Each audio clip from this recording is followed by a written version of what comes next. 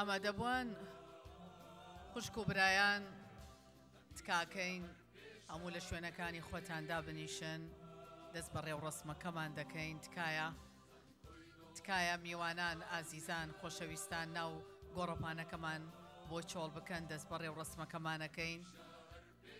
دەرچۆکانیش بە لە شوێنی تایبەتی خۆیان بن لە هەر شوێنێکی ئەم گۆڕەپانن تکایە بفەرمون بۆ شوێنی تایبەتی خۆتان دەست بە ڕێو ڕسمەکەمان دەکەین.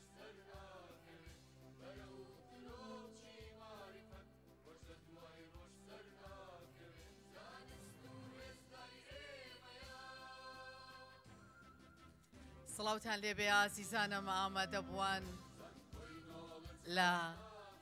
لەم گۆشە جوانەی هەولێری پایتەختەوە و لە زانکۆی نۆڵجی ئازیز و خۆشەویست لە نۆڵجی لێوان لێ و لە زانست هەمومان بەیەکەوەین و ئامادەین لە ئاهەنگ و خولی سێزدەهەمینی دەرچوانی زانکۆی نۆڵج. بێگومان سەرەتا و هاتنە ژوورەوە باڵای کوردستانمانە بێ ئاڵای نیشتیمان بەڕێوڕەسم بەدەست کوڕ و کچەکانمانەوە ئاڵای کوردستان و عێراقی فیدراڵ و ئاڵای زانکۆی نۆڵج بفەرموو ئاڵای نیشتیمان ئاڵای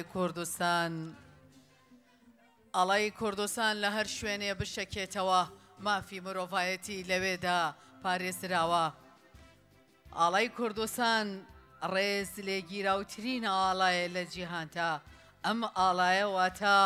ئاڵای گەلێکی خۆڕاگر و پێداگر و ئاڵایەکە کە هەمیشە گەلەکەی پێداگر و خۆڕاگرە پێداگرە لەسەر مافەکانی کە هەزاران ساڕە کۆڵ نادات بۆ وەدیهێنانی سربەخۆیی و ئازادی وڵاتی ئەم ئاڵایە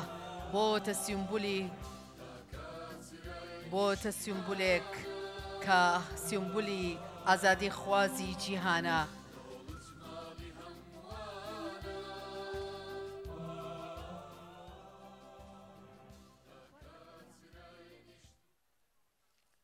بفەرموو ئاڵای کوردستان ئاڵای نیشتیمان ئاڵای کوردستانە بەڕێو ڕەسم بەدەستی کوڕ و کچە نازدارەکانمانەوە دێنە نێو گۆڕەپان ئەواڵای کفنی شەهیدانە ئەواڵای هێزی پێشمەرگەیە ئەواڵای سەرکردە نەمرەکانی ئەم کوردستانەیە ئەواڵایەکە کە هەزاران ساڵە خەڵکەکەی خۆڕاگرە پێداگرە بەهێزە ئەواڵای سەرجەم ڕنگ و دەنگ و ئاین و پێکهاتە جیاوازەکانی ئەم کوردستانەیە ئەواڵای قوربانیانی ئەنفال و جینۆساید و تاقانەکانی ئەنفال و زیندانیانی سیاسیە ئەواڵایەکە کە لە هەموو دنیادا لە ترسی شەڕی داعش کە شوێن و ماڵیان بەجێ دێڵن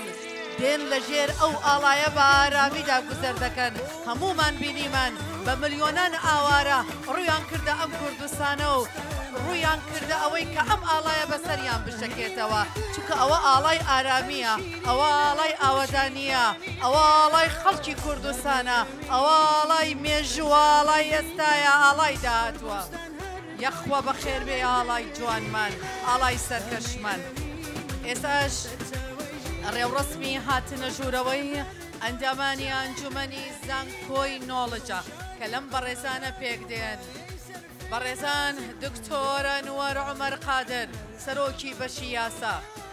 دکتۆر نەزمی ئەحمەد ڕەحیم ڕاگری کۆلێژی زانستەکانی کارگێڕی و دارایی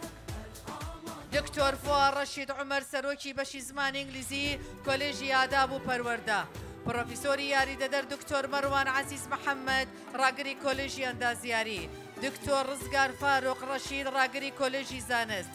مامۆستای یاریدەدەر سەرهەنگ هەیاس محەممەد سەرۆکی بەشی دەرمانسازی پرۆفیسۆری یاریدەدەر دکتۆرە ئالان حەیدەر مەولود ڕاگری کۆلێژی پزیشکی ددان بە وەکالەت پرۆفیسۆر دکتۆر ڕووناک تاهر عەلی ڕاگری کۆلێژی تەکنیکی بە وەکالەت پرۆفیسۆری یاریدەدەر دکتۆر سەرهەنگ قادر ئیبراهیم ڕاگری کۆلێژی پەرستاری بە وەکالەت پرۆفیسۆر دکتۆر تاڵم خەلیل ئیبراهیم یاریدەدەری سەرۆکی زانکۆ بۆ کاروباری زانستی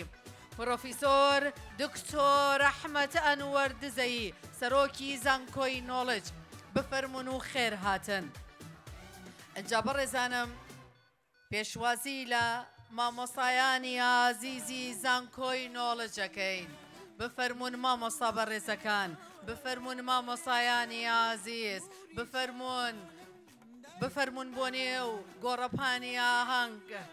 مامۆستا چرای ژیانمانە، ڕۆشنکەرەی ڕێگامانە، مامۆستا گوڵی سەریەخە و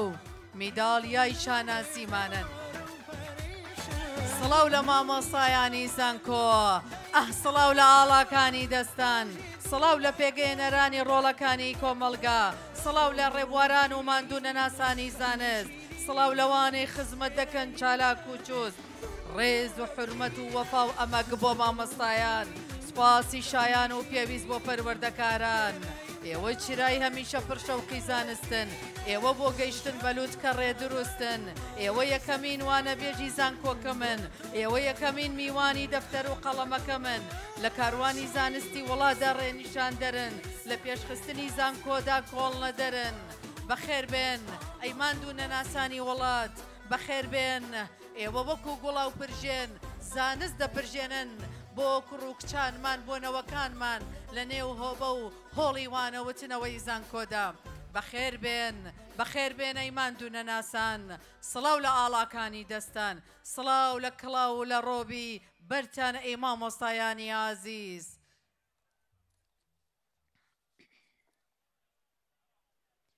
مامۆستاکانی زانکۆی نۆڵج چرای ژیانمانن، ڕۆشنکەرەوەی ڕێگامانن، گوڵی سەریەخە و میداڵی شانازیمانن. یەخوا بەخێر بێن ئەی مامۆستا بەڕێزەکان، ئەی مامۆستا ئازیزەکان. هەر ئێوە بن بۆ چرکە ساتێک نەتان هێشت هۆبە و هۆڵی وانەکان دابەخرێن. جا لە هەر بارودۆخێکدا بێت ئەم کوردستانە، لە هەر قۆناغێکدا بێ، چونکە ئێوە بەڵێنتان داوە، چونکە ئێوە سوێنتان خواردووە. بۆ یەک چرکە ساتێکیش کاروانی زانست و خوێندن ڕانەگرن و نەوەستەیە. یەخوا بەخێر بێن ئەی ماندوو نەناسەکان، دەستی ماندوو نەبوونتان دەگوشین، چاوتان ماچەکەین. ئەی مامۆستایان لێوان لێو لە زانست، لێوان لێو لە جوانی و پێشکەشکردنی زانست و خوێندن، بەهرە و تواناتان بۆ ڕۆڵەکانی ئەم کوردستانە، بۆ کوڕان و کچانی ئەم نیشتیمانە.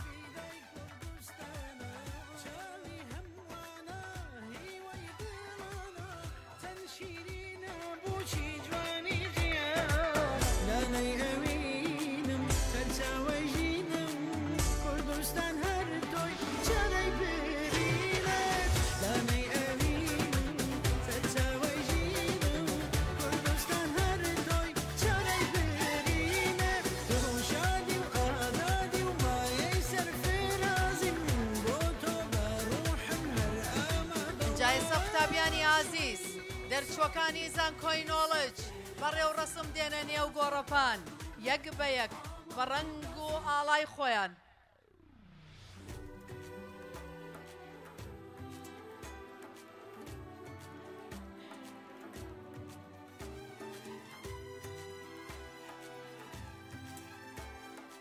کۆلێژی ئەندازیاری ئاڵا و ڕەنگی پرتەقاڵی دێتە نێو گۆڕەپان. لە ساڵی 2009-2010 ئەم بەشە دامەزراوە. بەشەکانی ئەم کۆلێژە دوو بەشن، بەشی ئەندازیاری نەوت، بەشی ئەندازیاری کۆمپیوتەر. ژمارەی دەرچوانی 64 قوتابیە. میوانان، خوشک و برایان، دایکان و باوکان و ماڵبات، تکایە بچنەوە شوێنەکانی خۆتان. لێرەوە دەبینین تێکەڵی دەرچوەکان بوون. تکایە بڕۆنەوە شوێنی خۆتان، ئەو قەرەباڵەقی و جەجاڵیا لە نێو گۆڕەپانەکە لابەرن. دەزانن ئەمە تۆمار دەکرێت، دەبێتە پرۆمۆ و هەروەها ڕاستە و خۆش دەگوازرێتەوە. تکایە بچنەوە شوێنەکانی خۆتان دایکان و باوکان. هاوکاریتان جێگەی ڕێز و سوپاسە. وێنە تۆمارکردن دەتوانن لە شوێنەکانی خۆشتانەوە بیکەن. بفەرمون دەرچوە ئازیزەکان، ئێوە بفەرمون بەشی ئەندازیاری، بفەرمو دەرچوە نازدارەکان، ئەی قوتابیانی ئازیز، ئەی فێرخوازان، ئەی خوێرکاران، ئەی دەرچووەکانی ئەم وڵاتە، یەخوا بەخێر بێن، یەخوا بەخێر بێن، بەڕێکەون. ئەی هەڵگرانی مەشخەڵی زانستیمان بەڕێکەون، ئەی لاوە بە ژەنزڕاوەکانی نیشتیمانی ڕەنگینمان بەڕێکەون، ئەی کچان و کوڕانی مژدە بەخشی پێشکەوتن بەڕێکەون، ئەی نمونە باڵاکانی هەموو گەنجانی وڵاتمان بەڕێکەون، چونکە ئێوە ئایندەی گەشی وڵاتەکەمانن، ئێوە گوڵی گەشاوەی باخچەکەمانن، ئێوە قەڵەمی نووسینی مێژومانن، ئێوە ڕۆشنایی ڕۆژی تارمانن، ئێوە ئاوازی گۆرانیمانن، ئێوە ناونیشانی چیرۆکەمانن، ئێوە دواڕۆژی کولتور و زانستمانن، ئێوە ناو ناوبانگی نیشتیمانمانن. بەخێر بێن ئەی ئاڵا بەدەستەکانی ئەم نیشتیمانە، ئەی کوڕوان و کچانی نازداری ئەم کوردستانە،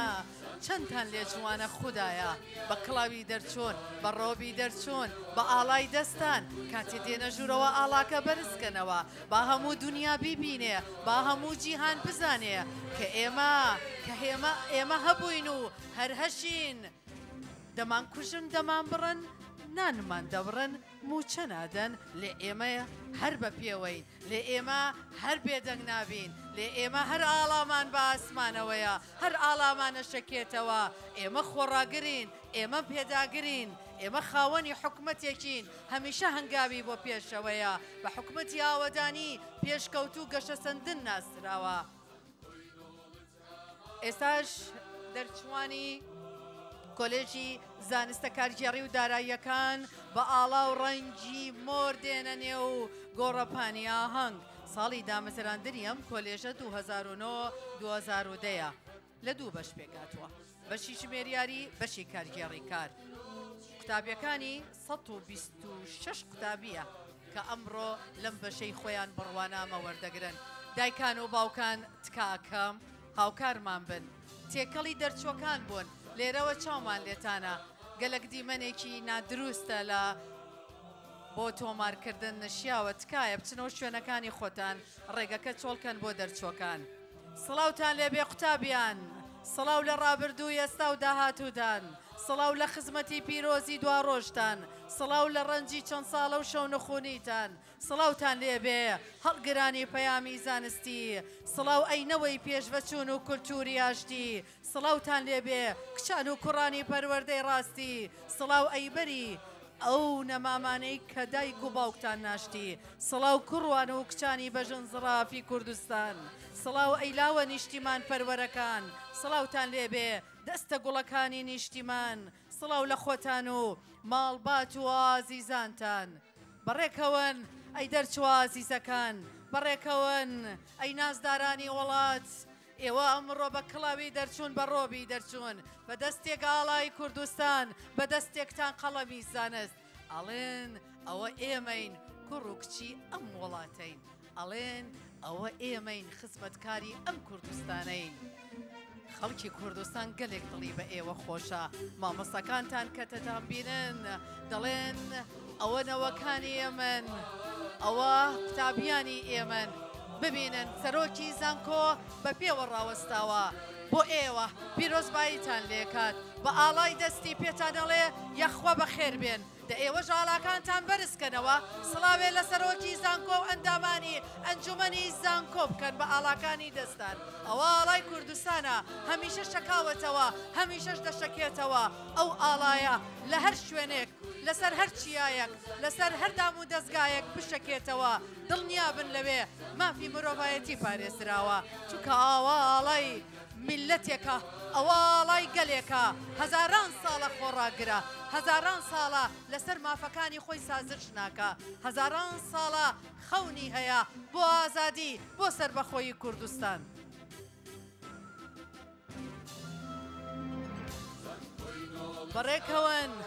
بەڕێکەوەن ئەمڕۆ ڕۆژی شاناسیە بەم لە حەزەیە،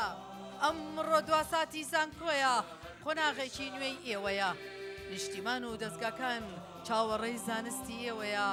خەڵکی شار و گوند و باژێر بۆ کارتان چاو لە ڕێیە، ئێوە دەبنە بەرهەمهێن و خزمەتی کۆمەڵمان دەکەن، بە زەینێکی پڕ لە زانست وڵاتمان بەرەو پێش دەبن، سڵاو بێ لەو نیشتیمانەی ڕۆڵەی وەک ئێوەیەی پێگەیان سڵاو بۆ زانکۆی نۆڵەج کە ئێوەی بەم ڕۆژە گەیان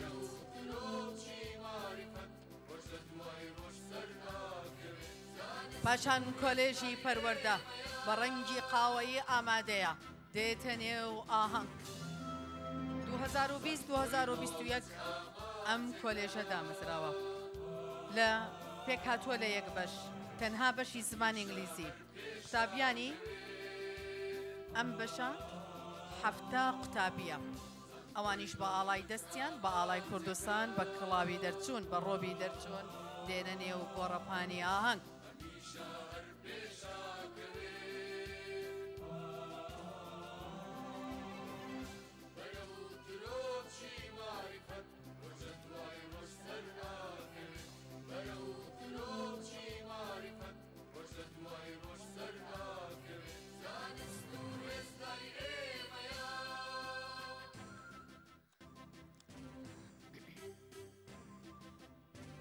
تەماشاکەن سەیری ڕۆڵەی کوردستان کەن بە بڕوانامەی باڵاوە سەیری نەوەکانی دوا ڕۆژکەن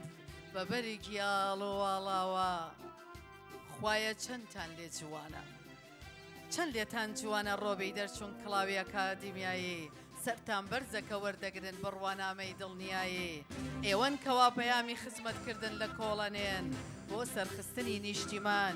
ڕۆژ لەسەر شەوتان دادەنێن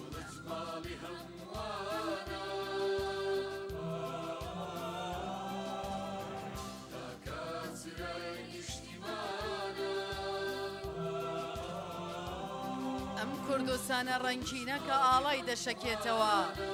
لانێکی دێرینی مرۆڤە و مێژووی دەدرەوشێتەوە چیایی زاگرۆسی ئەمەیە کەلانکی مرۆڤایەتیە شانەدەر و هەزار مێردن زێدی مرۆڤی ژیریە ئێمە یەکەم چاکەخوازی دیرۆکی مرۆڤایەتی بووین ئێمە یەکەم ژینگە دۆستی بووین کوردی چەرمۆی چەمچەماڵ و پێستانسۆری شارە زور بوون دنیایان فێری چاندن کرد خەڵکی دێرینی هەولێر بوون یەکەم قەڵایان دروست کرد سۆمەریەکانی زاگرۆز بوون جیهانیان فێری نووسین و شارسازی و بازرگانی کرد خۆری و گۆتی و کاشی بوون کە هەزاران ساڵ حکومیان کرد میتانی و باپیرانی کورد خەڵکیان فێری دەوڵەتداری و پیشەسازی و چەکسازی کرد کەیخوسرە و مادەکان بوون ئیمپراتۆریایان دروست کرد ئەردەشێری بابەکی کورد بناغەی ساسانیان داڕشت ئێستاش کۆلێژی زانست بە ڕەنگی شین دێتە نێو ئاهەنگ بەشەکانی ئەم کۆلێژە دوو بەشە بەشی شیکردنەوەی نەخۆشیەکان و بەشی زانستی کۆمپیوتەر و بەشی سێمیشیان مێدیکال مایکرۆبایۆلۆجیە کەواتە لە 3 بەش پێکاتوە ژمارەی دەرچوانی ئەی خەرمان بەرەکەت 218 قوتابیە یاخوا پیرۆستان بێ سەرکەوتوو بن نمونەتان هەر زۆر بێ تەمەن درێژ بن ژمارەشتان هەر زۆر بێ کوردستان زێدی ئایۆبیان و میر و میرزادە و ئەمارەتەکانە کوردستان وارگە و هەوار و زێدی دانا و زانایان و عارفانە کوردستان زێدی زریاب و شاعیرە کلاسیکەکانە کوردستان خاکی بەرگری و سەرکردەکاری سماکانە بەڵێ ئەمە کوردستانی ئێمەیە ئەمە ئەو کوردستانەیە کە چاوی هەموو دنیای لەسەرە ئەوە ئەو نیشتیمانەیە کە سرودی سەرکەوتنی لەبەرە زانکۆی نۆڵج تیشکی زانستە و ڕۆشنایی بۆ هەمووانە کانگەی پێشکەوت و خوازیە و ناوەندی زانست خوازانە زانکۆی نۆڵج ماڵی هەمووانە لانەی معریفەت خوازانە دەرگای بۆ هەمووان واڵایە نوای زانست پەروەرانە دایە ئەمڕۆ قۆناغێکی نوێی ژیان دەبڕم بابا ئەمڕۆ گۆرانی بۆ قۆناغێکی نوێ چڕم ئەمڕۆ بەری ڕەنجی ساڵانێکی نوێ دوورمەوە ئەمڕۆ بە پێنووسی زێڕین مێژوی خۆمە نووسمەوە بابەگیان بەختە وەربژی دایەکیان تۆش ئاسوودە بە ئەی نیشتیمانی ئازیزم تۆش بۆ ئەم سرودە گوێگر بە ئەمە گوڵاوی پێشکەوتنە بە نیشتیمانمدا دەپرشێ ئەمە ڕووباری زانستە بۆ سەرزێ وڵات دەڕژێ ئەمە مژدەی پێشکەوتنە لە ناو جەرگەی هەولێرەکەم ئەمە مەشخەڵی زانستە دەگاتە دەستی گەلەکەم.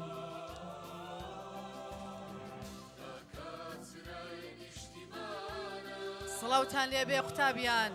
سڵاو لە ڕابردوو ئێستا و داهاتووتان، سڵاو لە خزمەتی پیرۆزی دواڕۆژتان، سڵاو لە زانکۆ جوانەکەتان، سڵاو لە قوتابیان، سڵاو لە کوڕ و کچانی کوردستان، سڵاو لە خوێنگەر بە خاوەن بڕوانامەکان، سڵاو لە یەکەمین وانۆی زانکۆتان، سڵاو لە یەکەمین مامۆسای دڵسۆستان، سڵاو لە ڕۆبوو کڵاوی دەرچوونتان، سڵاو لە بڕوانامەی بەری ماندووبوونتان، سڵاو لە گوڵە گەشاوەکان، سڵاو لە خولی سێزدەمینی زانکۆی نۆڵج، سڵاو لە نەوەی زانستخواز و سڵاو لە مەعریفە خوازان.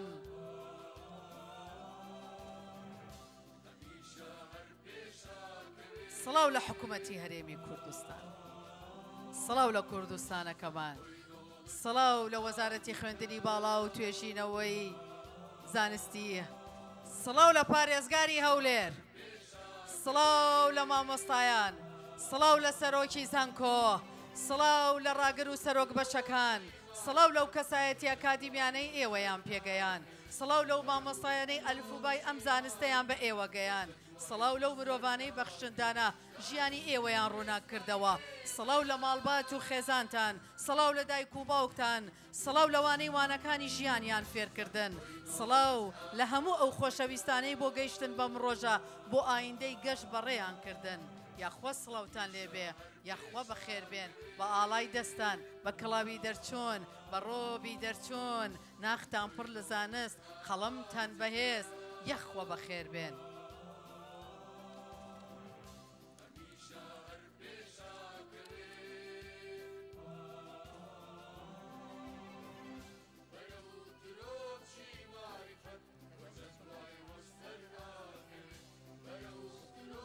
لەم ئێوارە زۆر جوانەوە، لەم پایتەختە ئارامەوە، لەم پایتەختە پڕ لە ئاوەدانیەوە، لەم پایتەختی ئاشتی و پێکەوە ژیانەوە، ئەمڕۆ مژدەی دەرچوانی قوتابیانی زانکۆی نۆڵج بانگی بەردەوامی زانست بە هەموو کوردستانە دەین. ئەمڕۆ دەرچووەکانمان، قوتابیەکانمان ئاهەنگی دەرچوونیان بۆ سازەگرەیە. بەخێر بێن ئەی دەرچوانی ئازیزی زانکۆی نۆڵج.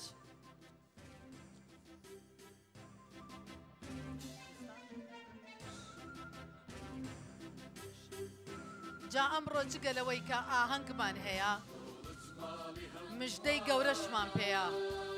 سوپڕایسمان هەیە کە بە کوردی دەڵێن هەژەند. ئەمڕۆ ئاگادار بن، جۆبیستمان بن، مژدەمان پێیە بێ سنوورە مژدەکان، سوپڕایزەکان گەلە گەورن، هەژەندمان هەیە، هەژەند ئەمڕۆ زانکۆی نۆڵج ئەمڕۆ هەموو ڕاگاتنەکان دەهاژێنەیە، ئەمڕۆ بە هەموو میوانەکان مژدەی هەیە بۆ دەرچووەکان، بۆ ئەو دەرچوانەی یاخود بڵێن ئەو قوتابیانەی کە پۆلی دوازدەیان تەواو کردووە و زانکۆ و پەیمانگای نۆڵج هەڵدەبژێرن، مژدەمان پێیە بۆیان، لەگەڵمانە بن. کۆلێژی یاسا بە ڕەنگی کەسک دێنە نێو ئاهەنگ، لە دوو بەش پێگاتوە، بەشی یاسا، بەشی پەیوەندی نێو دەوڵەتیەکان. دەرچوانی ئەم بەشە 72 قوتابیە. پیرۆستان بێ، بەخێر بێن.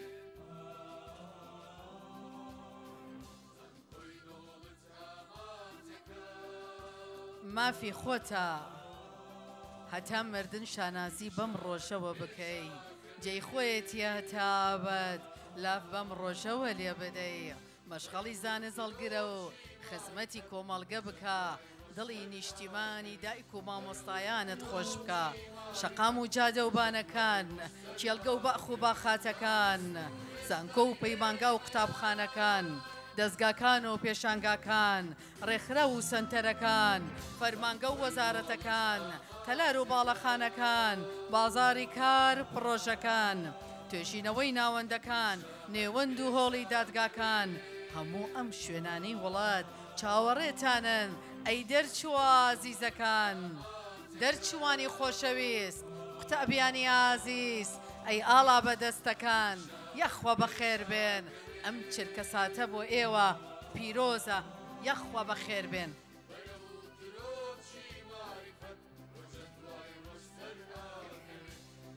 دەرچۆکان هەمویان ئەڵێن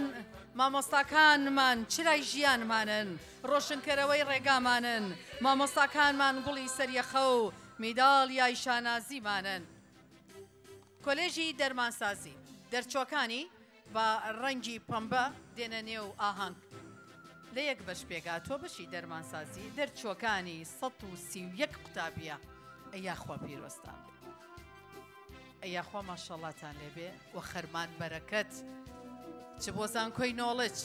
چ بۆ دەرچۆکان، چ بۆ سەرجەم بەشەکانی. بەخێر بێن دەرچوە زیزەکان، سڵاو لە ئاڵاکانی دەستان، ئاڵاکانتان بەرزکەنەوە.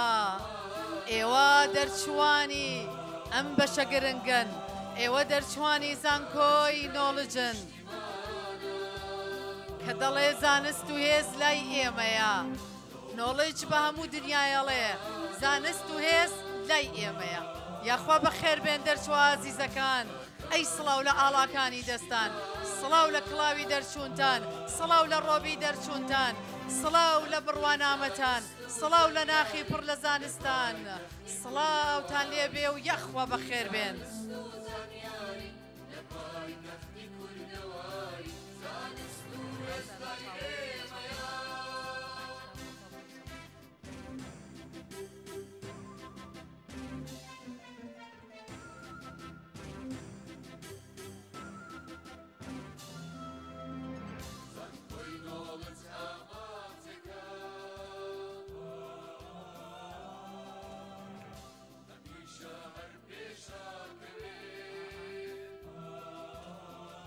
تەماشاکەن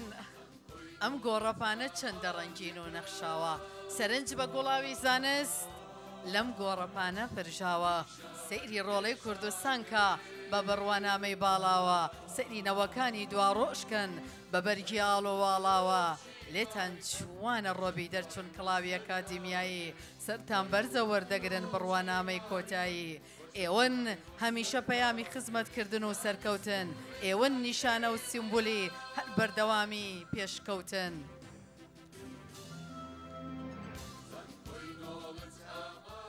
ئەم ڕۆژە بۆ تۆ ڕۆژێکی گەلک جوانە، دەستپێکی قۆناغی نوێی ژیانە، وەختێ دەروێنەی بەری ڕەنجی خۆت، بڕوانامەی بەرز خۆشی دێنێ بۆت. زانکۆی نۆڵج بوو کە تۆی پێگەیاند، تۆی ئەکادیمی بەم ڕۆژە گەیاند. یاخوا بەخێر بێن ئەی ڕۆڵەکانی ئەم کوردستانە، یاخوا بەخێر بێن ئەی ڕۆڵەکانی ئەم نیشتیمانە.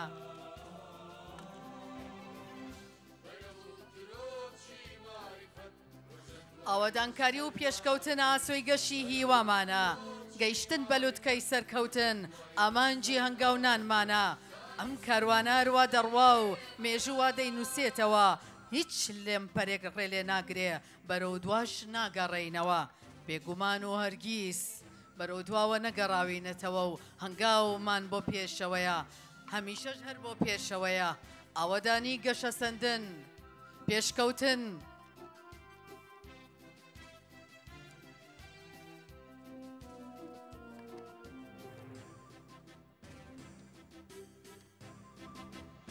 زانکۆی نۆڵج فێرگەی باڵایە و کۆمەڵگە بەرەو پێشە بە، سەرچاوە و کانی زانستە و گوڵی هیوای ئایندەمان تێراوەکە. زانکۆی نۆڵج ئادگارێکی فرە جوانی، شارێکی پێشکەوت و خوازە. ئەم زانکۆیە ناوەندێکی ئەکادیمی مرۆڤگەلی زانست خوازە. زانکۆکان لە کوردستان وێزگەی گرنگی پسپۆر و داهێنەرانن، هێمای زانستخوازی خەڵکی شار بە شاری نیشتیمانمانن. زانکۆکان هیوا چێنن، شەونمی زانست دەڕێژن، بۆ برینی دواکەوتی باشترین دەوا و ساڕێژن. ئەمڕۆ دەرچوانی زانکۆی نۆڵج مژدەی ئایندەی کوردستانی گۆڵ، ئەمڕۆ هەنگە گێڕن وەک پەیامێک بۆ هەموو دنیا. پەیامە نێرن بۆ پێشکەوتن و خزمەتکردنی وڵات، ئامادەن ڕۆحیش بسپێرن.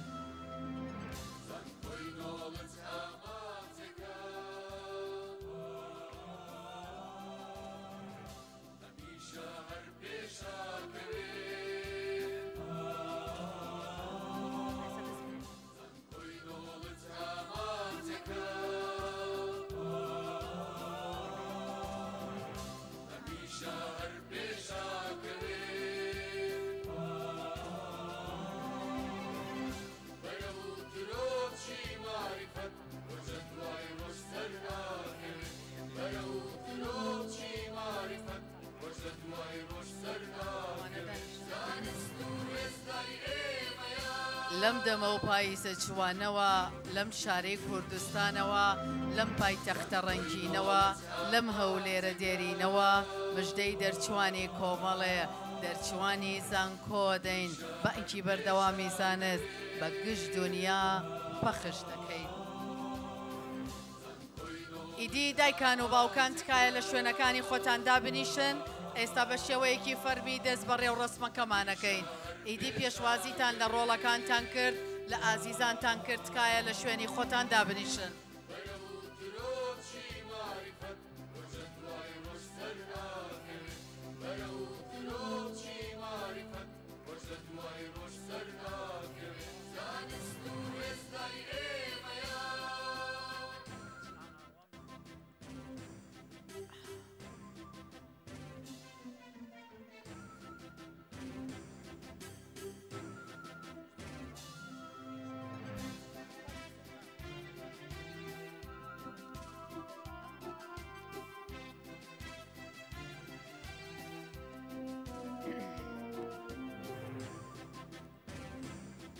دەرچوەکان هەمووی بچنەوە شوێنەکانی خۆتان تکایە کەمێکدا ببڕێن لە خانەوادە و لەو تێکەڵیە هەمووتان لە شوێنەکانی خۆتاندا بنیشتون بە شێوەیەکی فەرمی دەست بە ڕێوڕسمەکەمانەکەین. تکایە چاوی کامێراکانتان لەسرە داوە لە دەرچوانەکەیندا بنیشن دایکان و باوکان شوێنتان بۆ ئامادە کراوە بچنەوە شوێنەکانی خۆتان.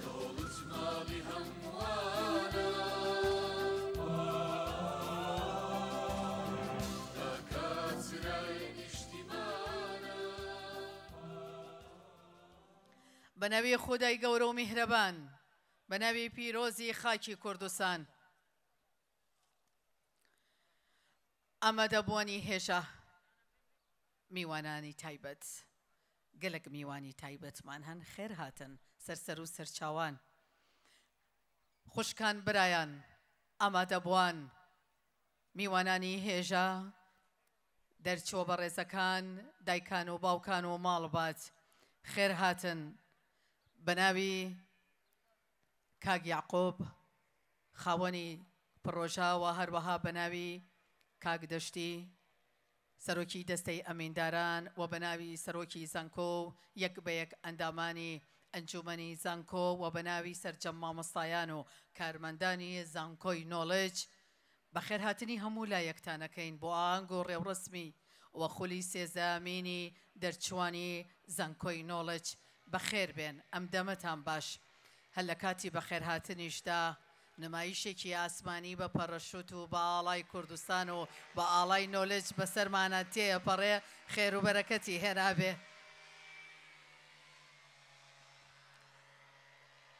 زانکۆی نۆڵج بە هەمووانەڵێ ئەم دەمەتان باش بە ئاسمانی کوردستان و هەولێریش داڵێ ئێمە ئەمڕۆ ئاهەنگی دەرچوونمان هەیە بەخێر بێن سەرسەر و سەرچاوان ئێوارەی پڕمژدە و ئێوارەی پێشکەوتن و ئێوارەی زانست و سەرکەوتن و بەهێزبوونی کوردستانتان باش ئێوارەی بەردەوامی کاروانی زانستان باش بەخێر بێن سەرسەر و سەرچاوان. ئازیزانم خوێندنەوەی چەنایەتێک لە قورئانی پیرۆز لەلایەن بەڕێز مامۆستا عەبدوڵغەفار قەهار عەبدوڵڵا با بفەرمێت.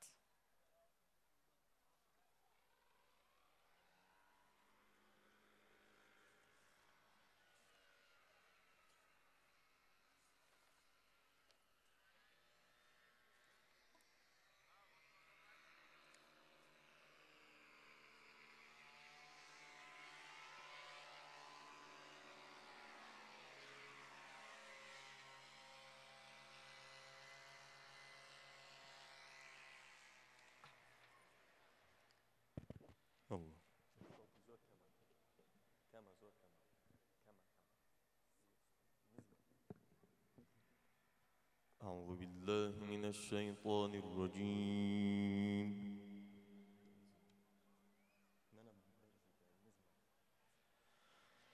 أفحسبتم أنما خلقناكم عبثا وأنكم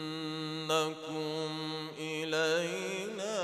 لا ترجعون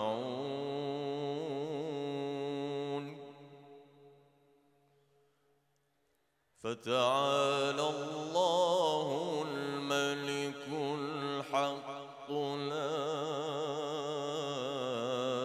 إله إلا هو لا إله إلا هو رب العرش الكريم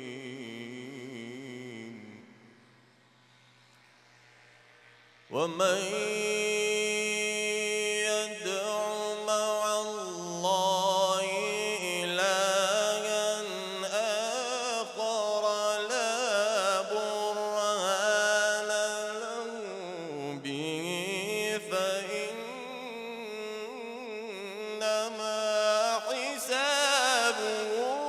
عند ربه إنه لا يفلح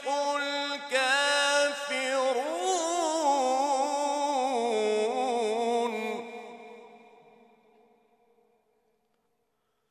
وقل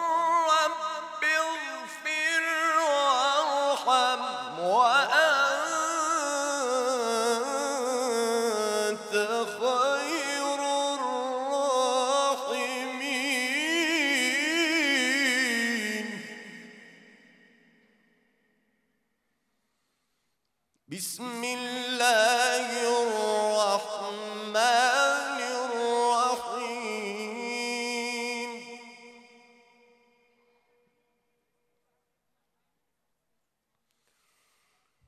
يوم يقوم الروح والملائكة صفا لا يتكلمون إلا من أذن له الرحمن وقال صوابا ذلك اليوم الحق فمن شاء اتخذ إلى ربه مآبا إنا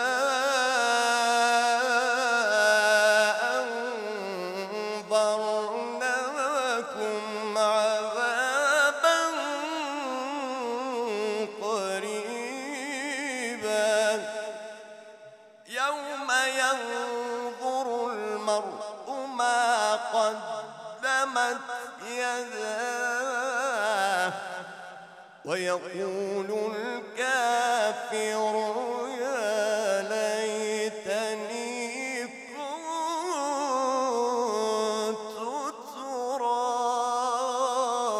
ترابا صدق الله العظيم بەڕێزانم ئامادەبووان هەژیترین دەستپێک لەم ڕێ ڕسمەدا ئەوەیە کە هەمووان ساتێک بێدەنگی بنوێنین ڕێز بنوێنین بۆ سەرجەم شەهیدانی کوردستانمان بە سرودی نیشتیمانی عێراقی و کوردستانی عێراقی فەرموو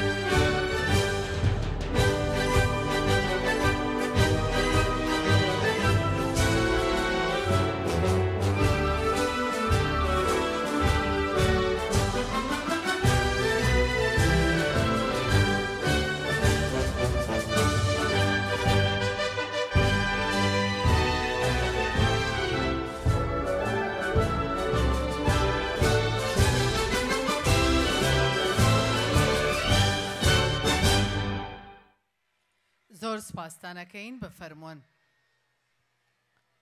جارێکی تر ئەیڵێمەوە ئەم ئاهەنگە وێڕای ئاهەنگی دەرچوون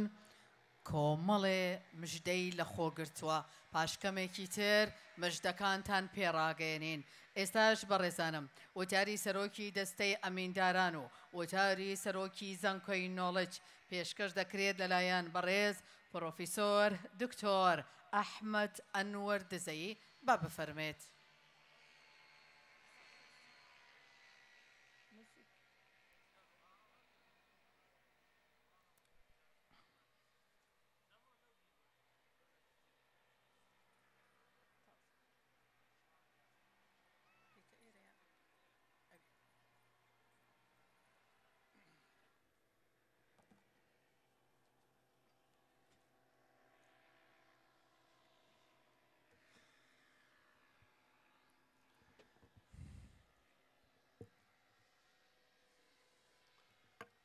بەناوی خوای گەورە و میهرەبان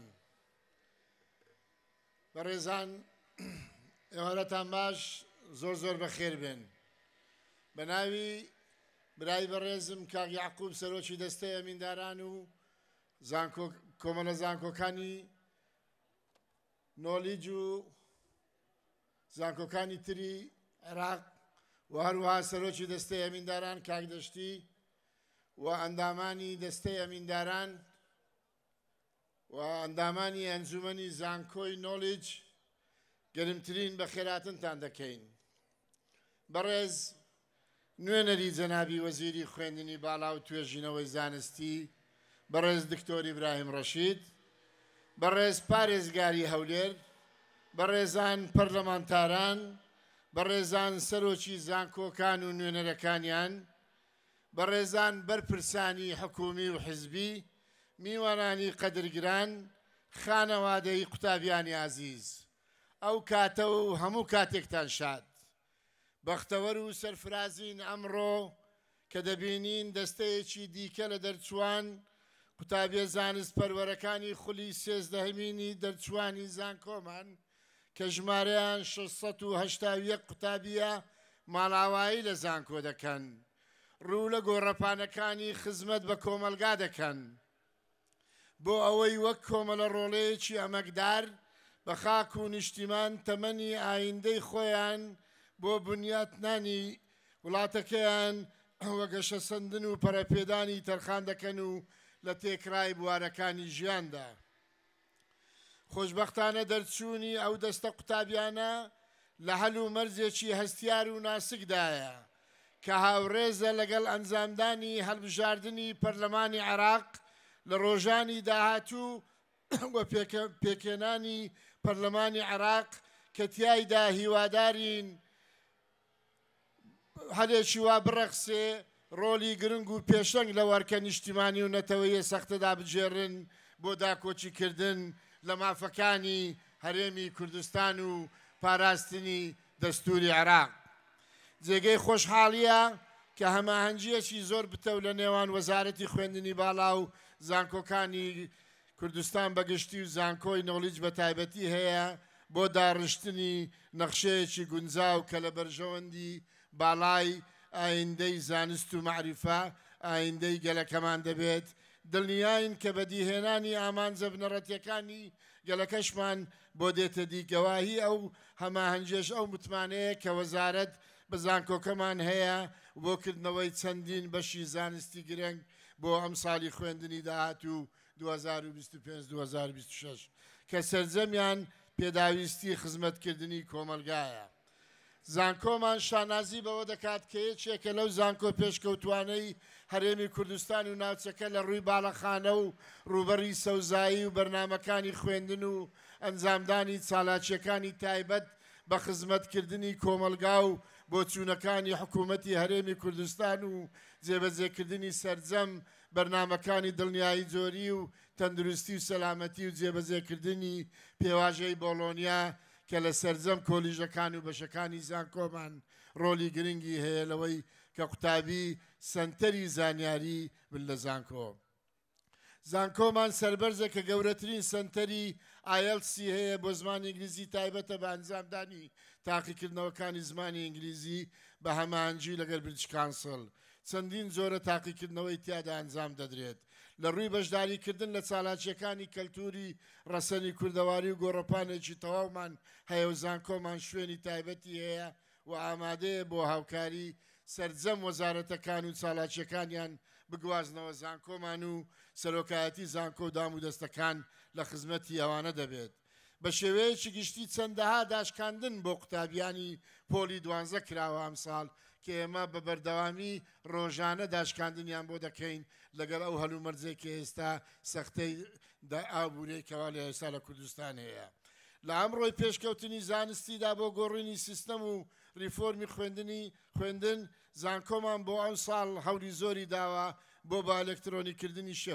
شێوازی بەڕێوەبردن لە زانکۆ هیوادارین لەگەڵ ئەو گۆڕانکاریانە خێرایانەی بەڕێوەن هەموو ئەو کاریگەریە کاتیانەی بۆ ماوەیەک کوردستانیان خستە ژێربارێکی گرانی سیاسی و ئابووری و کۆمەڵایەتیەوە نەمێن و هەل و مەرجێکی سەقامگیر و ئارام ڕوومان تێبکات کە زەمینە خۆشکەر بێ بۆ گەشانەوە و پێشکەوتن و سەقامگیری لە تێکرای بوارەکانی ژیان و گەلەکەمان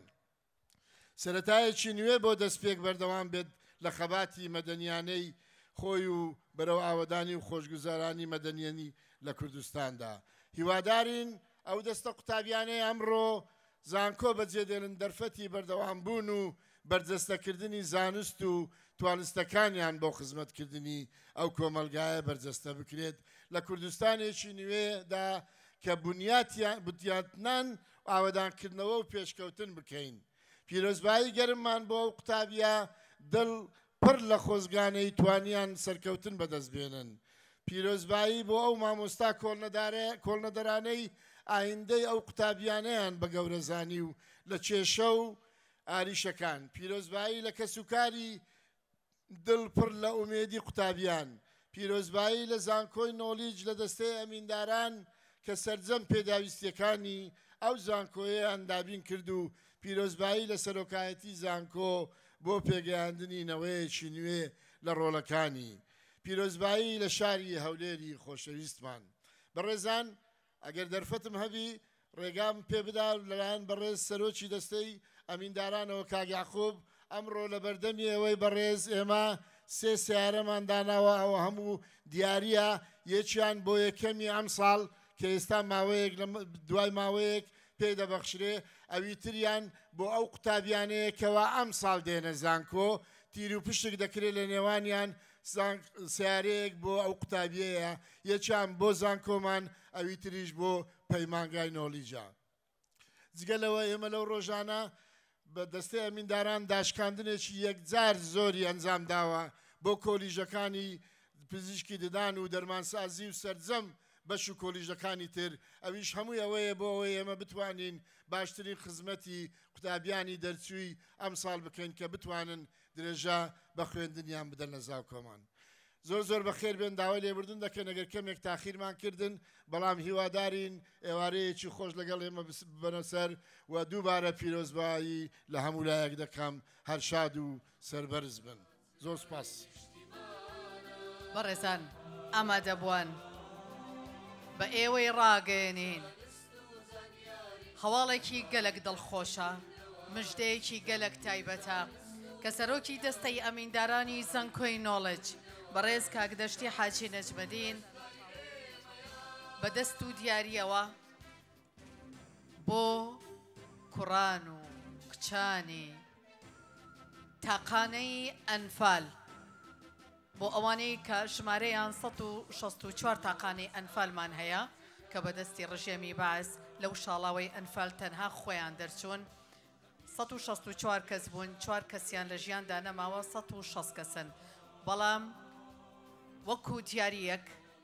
وەکو وەفایەک وەکو ڕێزێک و ئامانجیشیان ئەوەیە کە بڵێن خزمەتکردنی خەڵکی کوردستان و قوربانیانی خەڵکی کوردستان تەنهارکی حکوومەتی هەرێمی کوردستان نییە ئەبێ هەمومان بەرپرسیار بین لە ئاس قوربانیەکان و خزمەتیان بکەین بۆیە هەر ئەمڕۆ لەم ئاهەنگەدا لە نێو ئێوەی عازیز و خۆشەویستە و بە هەموو دنیای ڕاگەیەنێت ئەمڕۆ بڕیاریدا 10 کورسی دە قوتابەی دە ئازیز دە لەو کوڕووکچانەی تاقانەی ئەنفال جا لە سەرانسەری کوردستان بە خۆڕایی واتە کورسی خوێندن بێ بەرامبەر بێپارە وەردەگرن وەکو دیاریەکە بۆ ئەوان 5 کورسیان لە زانکۆ چ لە زانکۆی نۆڵج بن چ لە زانکۆی قەڵەم چ لە زانکۆی کتاب چ لە زانکۆی فورقان چ لە زانکۆی نوخبە ئەمە دیاریە بۆ ئەوان و هەروەها 5 کورسی بێ بەرامبەر بۆ کچان و کوڕانی تاقانەکانی ئەنفال لە پەیمانگای نۆڵج ئەوە تەنها لە هەولێرە لەوێش خزمەتیانەکەن لە نێو پەیمانگای نۆڵج ئەوانەی کە لە پۆلی 12 بێ بەرامبەر پێشکەشیان دەکرێت دەستان خۆش بێ شایەنی سوپاسە شایەنی ڕێزە شایەنی چەپڵەن زانکۆی نۆڵج دەست و چاوتان خۆش بێ ئومێ دەکەین نمونەتان هەر زۆر بێ ئازیزانم ئێستاش وتاری وەزارەتی خوێندنی باڵا و توێژینەوەی زانستی لەلایەن بەڕێز دکتۆر ئیبراهیم ڕەشید حەسەن بەڕێوەبەری خوێندنی تایبەت لە نێو وەزارەتی خوێندنی باڵا و توێژینەوەی زانستی باکەرم کات لە ئاهەنگی دەرچوانی زانکۆی نۆڵج بۆ خولی 13مین لە پەیامێکیدا.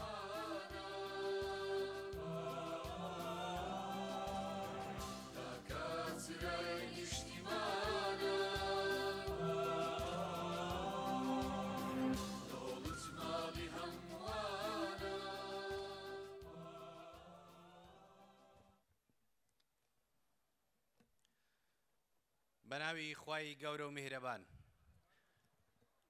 سەرۆک و ئەندامانی دەستەی ئەمینداران سەرۆک و ئەنجومەنی زانکۆی نۆڵج مامۆستایانی ئازیز دەرچوانی خۆشەویست میوانانی بەڕێز کەس و کاری دەرچوان ئێوارەتان باش سەرەتا دەرفەتم پێ بدەن بەناوی بەڕێز دکتۆر ئارام محەممەد قادیر وەزیری خوێندنی باڵا و توێژینەوەی زانستی حکوومەتی هەرێمی کوردستان سڵاو و ڕێز و خۆشەویستی و پیرۆزبایی جەنابیان بە یەک بەیەکی دەرچوانی زانکۆی نۆڵجی ئازیز بگەینم و هیوای سەرکەوتن و دوا ڕۆژێکی پرشەنگداریان بۆ دەخوازم هەر لەم بینبەرە دەستخۆشی و سوپاسی ستایشی دەنێرم بۆ دایکان و باوکانی میهرەبان بۆ پێگەیاندنی ئێوەینەوەی دوا ڕۆژی گەلەکەمان لە ژیانیاندا درێخیان نەکردووە بۆ پێگەیاندنی ئێوە و پەروەردەکردنتان لەسەر بنەمای زانست و معریفە و پێگەیاندنتان بەم ڕۆژە پڕشکۆیە جێگەی خۆیەتی سوپاس و دەستخۆشیش بکەین لە سەرۆک و ئەمینداران و مامۆستایان و فەرمانبەرانی زانکۆی نۆڵج بۆ هەوڵ و ماندووبوون و خەمخۆریان لە چەند ساڵی ڕابردوو بە مەبەستی جۆشکردنتان بە زانست و زانیاری نوێ و پێشکەوتنەکانی بواری پەروەردە و فێرکردن لە جیهانی ئەمڕۆدا بەڕێزان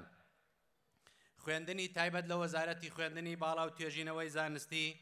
بەشێکی گرنگ و استراتیژی کاری وەزارەتەکەیە و بەشێکە لە پێگەیاندنی کوڕان و کچانی وڵاتەکەمان بۆ بازاڕی کاری کوردستان لەم چوارچێوەیەدا وەک وەزارەت هەمیشە هەوڵمان داوە استراتیژ و بەرنامەکانمان بە شێوەیەکدا بڕێژین بۆ خزمەتی خەڵکی کوردستان و پازانجی نەوەکانمان بێت ئەگەر سەیر بکەین سەرەڕای پرۆسەیەکی خوێندنی توکمە لە سوارچێوەیەکی مەرج و ڕێنمایەکانی وەزارەتی خوێندنی باڵا و توێژینەوەی زانستی ساڵانە بە لەبەرچاوگرتنی باری دارایی و ئابووری خوێندکاران لە ماوەی چەند ساڵی ڕابردوو بە بەردەوامیش داشکاندن لە کرێی خوێندنی ئێوە چۆتە بواری جێبەجێکردن بەهۆی داشکاندنی کرێی خوێندن هەوڵمان داوە بەشێک لە ئەرکەکانی سەرشانتان سوک بکەین بتوانن درێژە بە خوێندن بدەن و باری لایەنی دارایی گرفتی سەرەکی نەبێت لە بەردەم بەدیهێنانی خەون و خولیاکانتان هەروەها هەوڵشمان داوە ئێوەی دەرچوان کاتێک زانکۆ جێدەهێڵن ڕوودەکەنە بازاڕی کوردستان بەهۆی پسپۆڕی و شارەزاییتان لە بوارەکەی خۆتاندا خاوەنکار و پیشەی تایبەت بە خۆتان بن و هەر یەک لە ئێوە لە بوار و سێکتەری جیازیە خزمەت پێشکەش بە نیشتیمانەکەمان و پێشکەوتنی هەرێمی کوردستان بکەن دایکان و باوکان و کەس و کاری دەرچوان چۆن ئێوە جێگەی شانازین نەوەکانیشتان بۆ ئێمە جێگەی شانازین چونکە ئێوە ڕەنج و ماندووبوونتان کێشا و درێخیتان نەکردووە لە پێگەیاندنی نەوەکانتان و گەیشتنیان بەم ڕۆژە بۆیە جێگەی خۆیەتی بە ناوی وەزارەتی خوێندنی باڵا و توێژینەوەی زانستی سوپاستان بکەین و دەستخۆشی و ماندیبوونیتان لەم کۆششە بکەین لە کۆتاییدا جارێکی تر هیوای سەرکەوتن بۆ دەرچوان دەخوازم هیوادارم هەموو کات شاد و سەرفراز بن زۆر سپاس داوا لە دەرچوانەکەم دەرچوان هەمووتان بۆ هەستاون و ڕۆیشتون بڕگەی زۆر گرنگ ماوە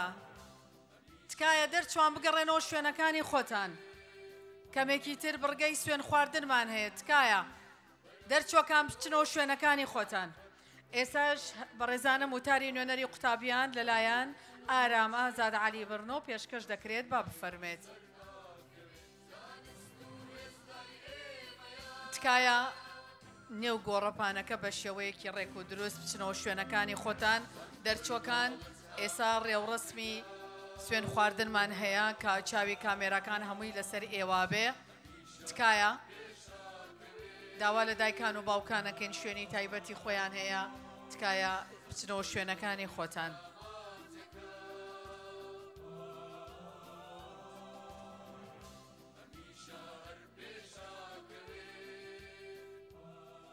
ئێوارەتان باش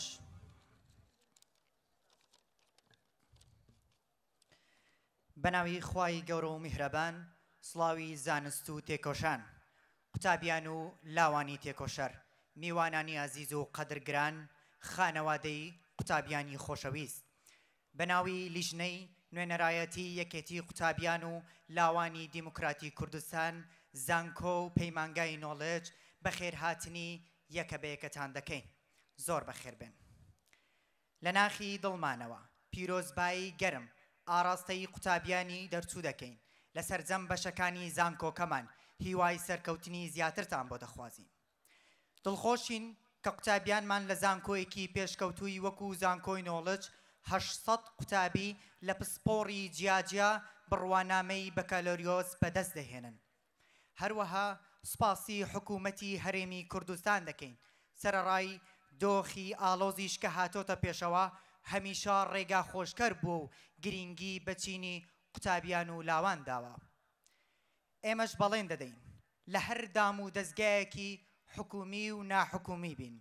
بەدڵسۆزی و بە وەفاداریەوە لە خزمەتی گەل و نیشتیمان و کوردستان بەرەو پێش دەبین ئامادەبوانی بەڕێز ئێمە کە دەڵێین زانکۆ واتە بەردی بناغەی داهاتوێکی پرشنگدار بۆیە ئێستا پێویستە کار بکەین بۆ خزمەتکردنی خەڵکی وڵاتەکەمان لە دام و دەستگا حکومی و ناحکومیەکان و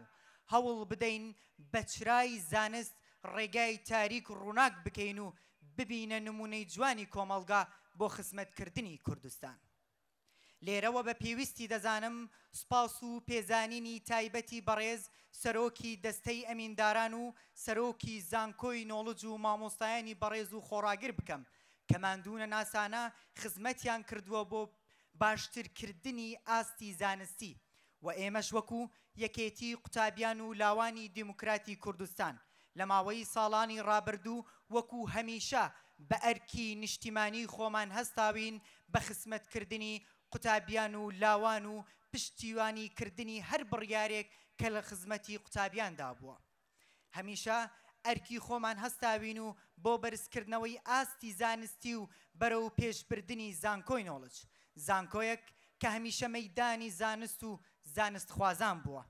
لە کۆتایی قوتابیانی دەرچوو ڕێگەم پێ بدەن بە ناوی ئێوەوە سوپاسی پێشمەرگە قارەمانەکان بکەین کە شەون و خونی دەکەن لە پێناو پاراستنی خاکی کوردستان و دەستی دایکە شەهیدەکان ماچ دەکەین ڕێگەم پێ بدەن سوپاسی هەواڵانم بکەم لە لیژنەی نوێنەرایەتی یەکێتی قوتابیان و لاوانی دیموکراتی کوردستان کەمیشە هاوکار و داکۆکی کاری مافەڕەوەکانی قوتابیان بوون بژی کورد بژی کوردستان نەمری بۆ شەهیدان هەر بەرز و بڵند بێت ئاڵای پیرۆزی کوردستان زۆر سوپاس بەڕێزان ئێستا بەرگەی سوێن خواردنە داوا لە دەرچۆکانەکەم هەستنە سەر پێ دەرچۆکان هەمووتان بە یەکەوە هەستنە سەر پێ بەرگەیەکی گەلە گەلک تایبەتە ئەبێ زۆر بە جوانی و بە دروستی ئەو وێنەیە تۆمار بکەین و دەنگیشتان هەبێ پڕ بە گەروتان هاوار بکەن سوێن خواردن لەلایەن بەڕێز مامەسا حەمەد کەریم حەمەد کە لە جیاتی یاریدەدەری سەرۆکی زانکۆ بۆ کارۆباری زانستی با بفەرمێت ئەو سوێندە بڵێتەوە دەرچۆکان ئامادەن بفەرمون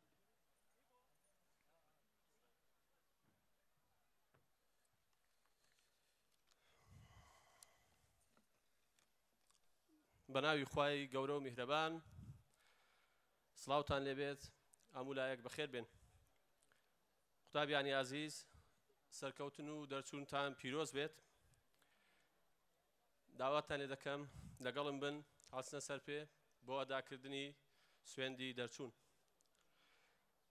لەگەڵم بن هەر بەشێک لەو سوێندەی دەیخوێنمەوە ئێوەش لە دوای من بیڵێنەوە سوێندم بە خوای گەورە بە خاکی نیشتیمان کە هەردەم دڵسۆزی گەل و نیشتیمانەکەم بم ئەمەکدار بم بەرامبەر بەوانەی کە فێریان کردووم ئەو زانستەی کە فێری بووم بۆ پاراستن و بەرەو پێشبردنی گەل و نیشتیمانەکەم بەکاری بێنم بەرامبەر بەخوا و گەلەکەم بەرپرسیارم لەوەی کە دەیڵێم پیرۆز بێت سوپاس کەواتە پیرۆزتان بێ مساتانە و قۆناغی نوێی ژیانتان مبارەکە بێ بڕوانامە و سوێند و پەیامی دەرچوونتان ئەی پیرۆزتان بێ هەزار جارم بڕوانامە باڵایە یاخوا هە لە بەرزیە بێ ئەم دەست و پەنجەواڵایە پیرۆزتان بێ ڕۆبی دەرچوون کڵاوی ئەکادیمیایی لە نێو کوردستانی پڕ لە زانستخوازی واشتەوایی نوخشە بێ بۆ ماستەرنامە و بە دوایدا بێ دکتۆراکەش خودایە هیچ کوڕ و کچێک لەم خۆشیە نەکەی بێبەش سوێندی پیرۆزی دەرچوونتان ئەگاتە و پەڕی شارم ڕۆشن دەکا شەوی تارم پیرۆز بێ ڕۆژی دەرچوون مبارەکە بێ بڕوانامە نوخشە بێ لە دوا ڕۆژی ڕوون لە دکتۆرا و ماستەرنامە ئاڵاکانتان بەرزکەنەوە یەخوا پیرۆزتان بێ سڵاو لە ئاڵاکانی دەستان سڵاو لە کوردستان سڵاو لە هەولێری پایتەخت سڵاو لە زانکۆی نۆڵج سڵاو لە هێزی پێشمەرگەی کوردستان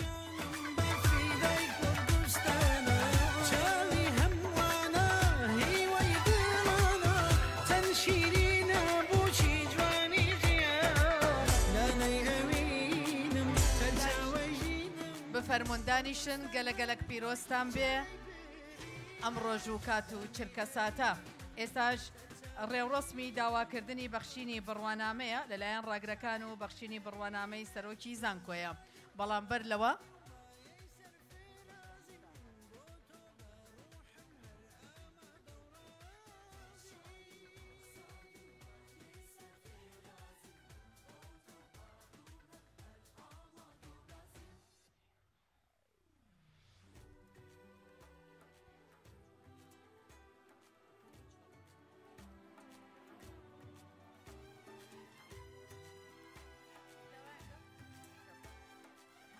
داوا لە دەرچوانی کۆلێژی ئەندازیاریەکەم هەستنە سەر پێ و داوا لە پرۆفیسۆری یاریدەدەر دکتۆر مەروان عەزیز محەممەد ڕاگری کۆلێژی ئەندازیاری بفەرمێ بۆ داواکردنی بڕوانامە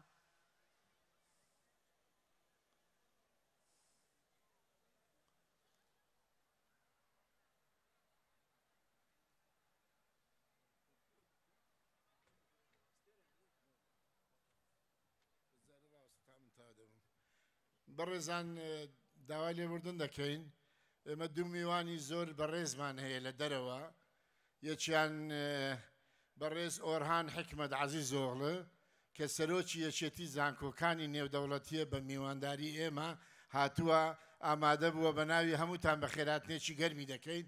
خۆش گاڵدنێ زۆجم و هەروەها دکتۆر سڵتان ئەبوعڕابی العەدوان هەرچەندە ئەو ئێستا سەرۆکی زانکۆی تیشکە بەڵام پێشتر ئەمینداری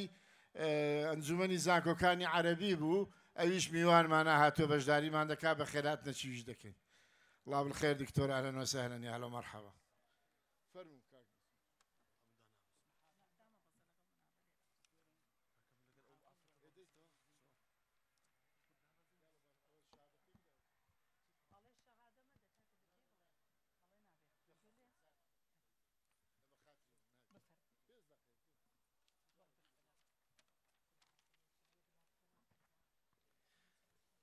بەناوی خوای گەورە و میهرەبان بەڕێز سەرۆکی زانکۆ لەسەر داوا و ڕاستپاردەی ئەنجومەنی کۆلێژی ئەندازیاری دوای ئەوەی قوتابیانی خۆشەویست قۆناغی کۆتایی گشت پێداویستیەکانی خوێندنیان بە سەرکەوتووی تەواو کرد داوا لە بەڕێستان دەکەین بڕوانامەی بەکەلۆرەسیان لە پسپۆری ئەندازیاری نەوت و ئەندازیاری کۆمپیوتەریان پێ ببەخشێ لەگەڵ هەموو ئەو ماف و دەستکەوتانەی بڕوانامەکە دەیانگرێتەوە سەرکەوتن هەر لە خودداوەیە پیرۆزە دەرچوانی کۆلێژی ئەندازیاری دابنیشن کۆلێژی زانست هەستن سەر پێ داوا لە بەڕێز دکتۆر ڕزگار فاروق ڕەشی دەکەم بۆ داواکردنی بڕوانامە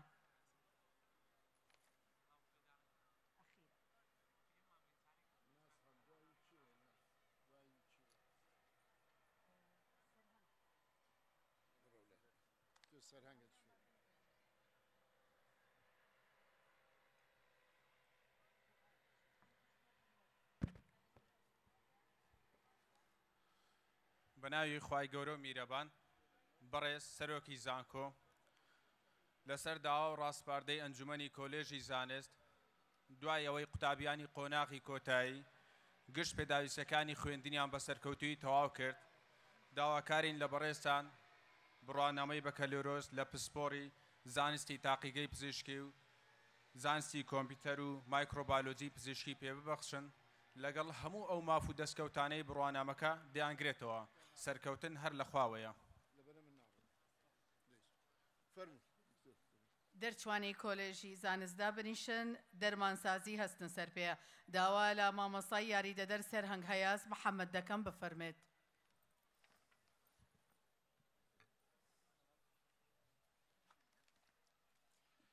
بەناوی خوای گەورە و مەهرەبان بەڕێز سەرۆکی زانکۆ لەسەر داوا و ڕاستپاردەی ئەنجومەنی کۆلێژی دەرمانسازی دوای ئەوەی قوتابیانی قۆناغی کۆتایی گشت پێداویستەکانی خوێندنیان بە سەرکەوتووی تەواو کرد داواکارین لە بەڕێستان بەکەلۆرۆسیان لە پسپۆری دەرمانسازی پێ ببەخشن لەگەڵ هەموو ئەو ماف و دەستکەوتانەی بڕوانامەکە دەیانگرێتەوە سەرکەوتن هەر لە خواوەیە پیرۆزە بەشی یاسا دەرچۆکانی هەستنە سەر پێ داوا لە بەڕێز دکتۆر ئەنوەر عومەر قادر دەکەم با بفەرمێت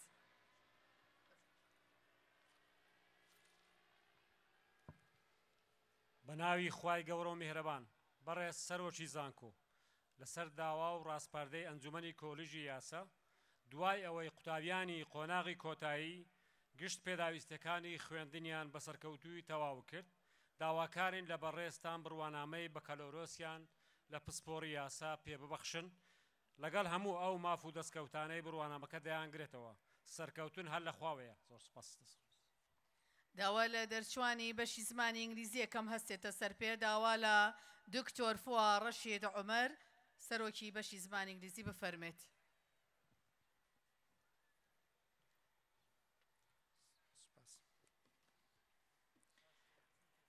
بەناوی خوای گەورە و میهرەبان بەڕێز سەرۆکی زانکۆ لەسەر داوا و ڕاستپاردەی ئەنجومەنی کۆلێژی پەروەردە دوای ئەوەی قوتابیانی قۆناغی کۆتایی گشت پێداویستیەکانی خوێندنیان بە سەرکەوتووی تەواو کرد داواکارین لە بەڕێستان بڕوانامەی بەکەلۆرۆسیان لە پسپۆری زمانی ئینگلیزی پێ ببەخشن لەگەڵ هەموو ئەو ماف و دەستکەوتانەی بڕوانامەکە دەنگرێتەوە سەرکەوتن هەر لە خواوایە داوا لە بەڕێز دکتۆر ڕێبا جەلال ئەحمەد کە لە جیاتی ڕاگری کۆلێژی زانستەکانی کارگێڕی و دارایی با بفەرمێت بەڕێز سەرۆکی زانکۆ لەسەر داوا و ڕاستپەردەی ئەنجومەنی کۆلێژی زانستەکانی کارگێڕ و دارایی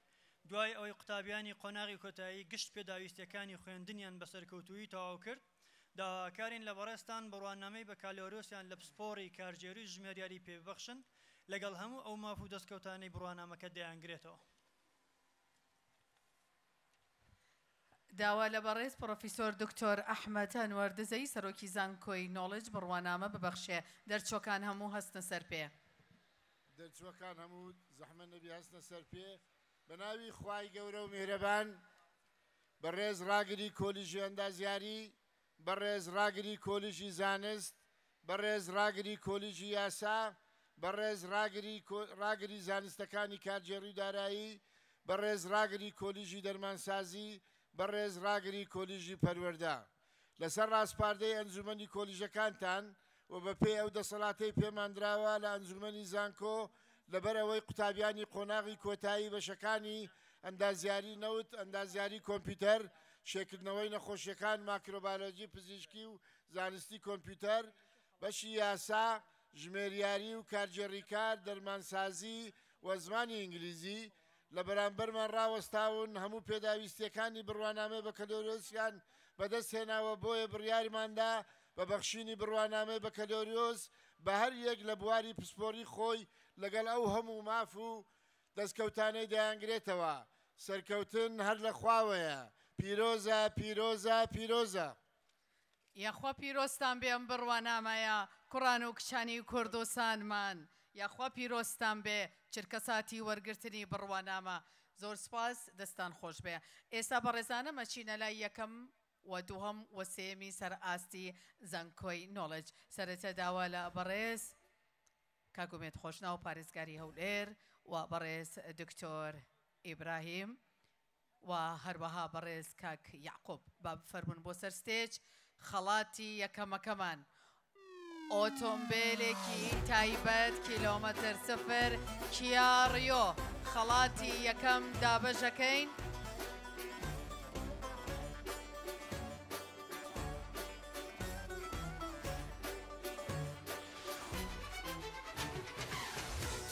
خەڵاتی یەکەممان بۆ یەکەمی سەراستی زانکۆ قوتابی ئیتار باسم جاسم یەکەمی سەراستی زانکۆی نۆڵج و یەکەمی سەراستی بەشەکەی بەشی شیکردنەوەی نەخۆشیەکان کە سیوچی ئۆتۆمبیلێکە پیرۆزبایی لەکەی با بفەرمێ بۆ سەر ستێج کە بوو بە خاوەنی ئەو ئۆتۆمبیلە ڕەنگە لای هەمووتان پرسیار بێ ئەدید و ئۆتۆمبیلەکەی تر دیسانەوە لە هەژەند و سوپرایزێکدا لە مژدەیەکدا ئەو ئۆتۆمبیلە یەکێکیان بۆ ئەوانەی کە فۆرمی زانکۆی نۆڵجیان پڕ کردوێتەوە ئەوانەی کە لە قۆناغی 12 دەرچوون دیر و پشک دەکرێت بۆ ناوەکان بۆ هەر کەسێک دەرچوو ئۆتۆمبیلێکی دەدرێ بە دیاری. قوتابی ئیتار باسم جاسم ئەمە دوو جار بانگی بکەم لەکوێیە قوتابی یەکەمی سەراستی زانکۆی نۆڵج ئەوە هات بەخێر بەی پیرۆزە و هەروەها ئۆتۆمبیلەکەی تر ئازیزانم بۆ ئەوانەیە کە فۆرمی پەیمانگای نۆڵنجیان پڕ کردوتەوە پاشان تیر و پشک دەکرێ بۆ ناوەکان و هەر کەسێک ناوی دەرچوو دەبێتە خاوەنی ئۆتۆمبیلە. ئێستاش خەڵاتەکەی ئۆتۆمبیلی کیاڕیۆ کە زانکۆی نۆڵج کردێ دیاری بۆ قوتابی یەکەمی سەرئاستی زانکۆی نۆڵج. زۆر سپاس بۆ میوانانی هێژامان سپاس بۆ ئێوەی بەڕێز کە لەگەڵمان نابوون داوا لە بەڕێز کاکدەشتی حاجی نەجمەدینەکەم کاسەرۆکی دەسەی ئەمیندارانی زانکۆی نۆڵجە با بفەرمێت خەڵاتی دووەمی زانکۆ سارا شەماڵ ئەحمەد قوتابی سارا شەماڵ ئەحمەد تکایە بفەرموو بۆ سەر ستەیج.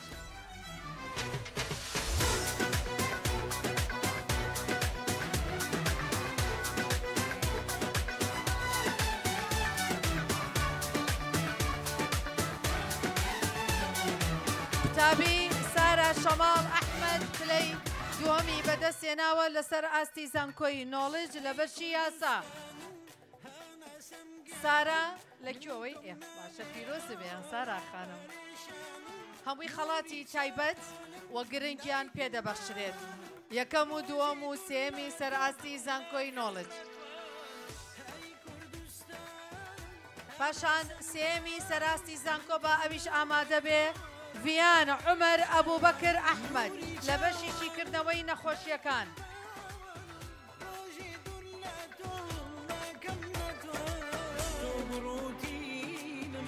خەڵات بۆ سارا شەماڵ کە دووەمی سەرئاستی زانکۆی نۆڵجە یاخوا پیرۆزت بێ سەرکەوتوو بی.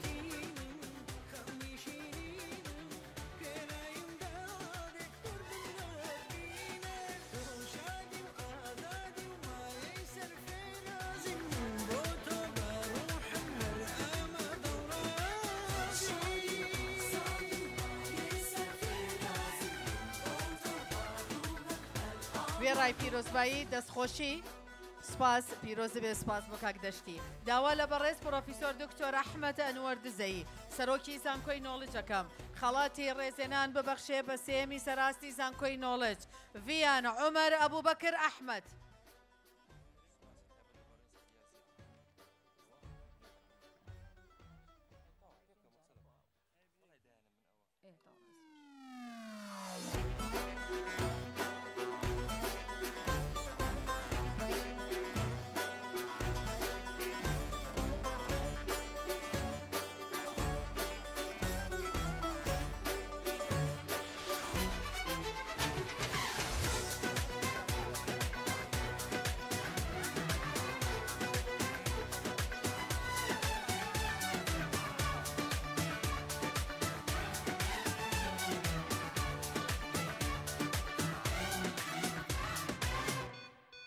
وێڕای پیرۆزبایی دیوای سەرکەوتن زۆر سپاس بۆ بەڕێز سەرۆکی زانکۆ دکتۆر ئەحمەد. داوا لە بەڕێز دکتۆرە ڕێناس ئەندامی دەستەی ئەمینداران دەکەین با بفەرمێت کە خەڵاتی ڕێزێنان ببەخشێ هەم سوپاسیەکەین و هەم خەڵاتی ڕێزێنان پێشکەش دەکەین بۆ بەڕێز ئلیاس یعقوب کە دامەزرێنەری کۆمپانیای ڤایرەڵ میدیایە بۆ ڕێخستنی فستیڤاڵی ئاهەنگی دەرچوان و خەڵاتی ڕێزێنانیشی پێدەبەخشین با بفەرمێت.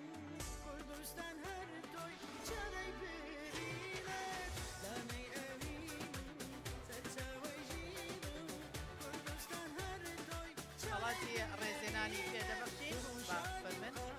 و هەروەها بەڕێزانە یەکەم و دووەم و سێمی سەر ئاستی بەشەکانی زانکۆ خەڵاتی ڕێزێنانیان پێدەبەخشین هەر دکتۆرە ڕێناز لێرەیە.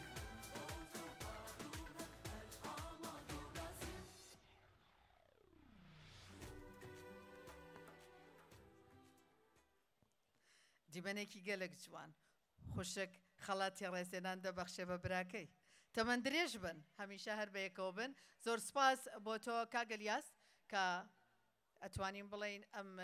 جوانکاری و ئەم ستایلە جوانەی کە لەم گۆڕەپانەیە کۆمپانیاکەی ئەو جێبەجێ کردووە. دەچینە لای دەرچوان واتە یەکەم و دووەم و سێمی بەشی ئەندازیاری نەوت ئەوەی کە پلەی یەکەمی بەدەستێناوە ئومێد حاجی شەعبان تکایە گوێبیستی ناوەکانتان بن هەر سێ ناو دەخوێنمەوە بۆی بە شێوەیەکی خێرا بگەنە ئێرە. ئومێد حاجی شەعبان یەکەمی سەراستی بەشی ئەندازیاری نەوت. موسا دڵخواز موسا محەممەد دووەم لەسەر ئاستی بەشی ئەندازیاری نەوت. محەممەد کاکل محەممەد پیرداوت سێەم لەسەر ئاستی بەشی ئەندازیاری نەوت. هەرسێ قوتابی کە یەکەم و دووەم و سێمیان بەدەستێناوە لەسەر ئاستی بەشەکەیان لە زانکۆی نۆڵج با بفەرمونون. بەڕێزانم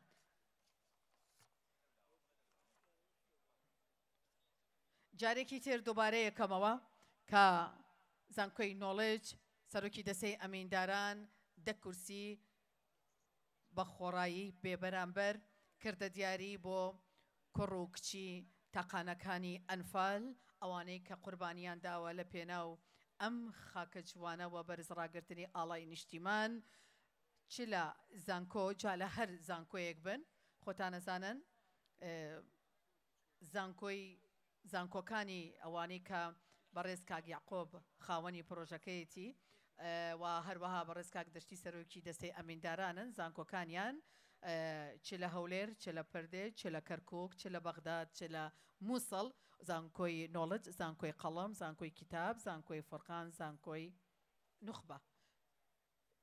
ئەمە 5 کورسی کە خەڵاتەواتە بە هەموو زانکۆکان 5 کورسی کراوەتە دیاری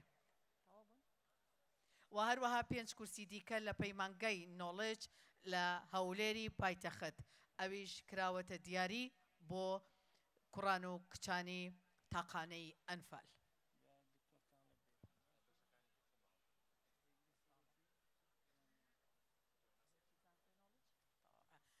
سپاس بۆ دکتۆرە ڕێناز هەروەها داوە لە بەڕێز دکتۆر تاڵبەکەم بفەرمێ بۆ سەر ستیج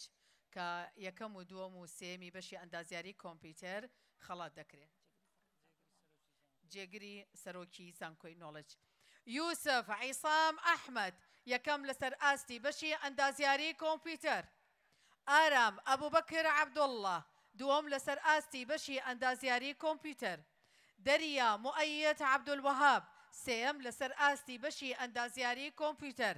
تکایە گۆبیسی ناوەکانی خۆتان بن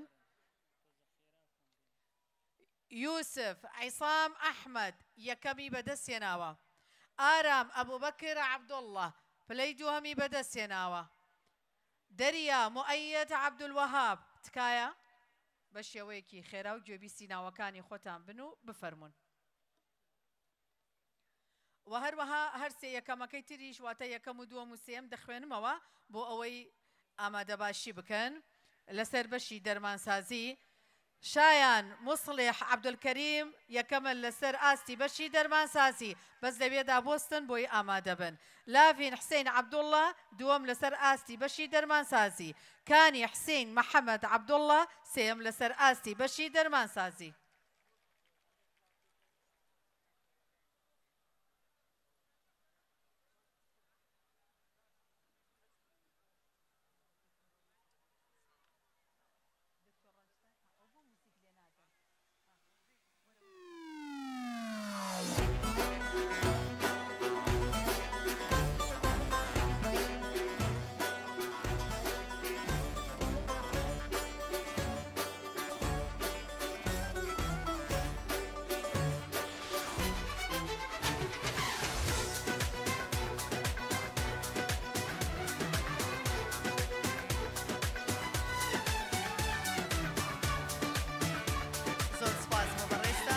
لەبەڕێز دکتۆر ئۆرهان سەرۆکیەکەتی زانکۆکانی نێودەوڵەتی دەکەم با بفەرمێت خەڵاتی ڕێزێنانمان لەگەڵا دابش بکات بۆ قوتابی یەکەمی سەر ئاستی بەشی دەرمانسازی شایان مصلح عەبدولکەریم ئامادەیە سەرکەوتوو بێ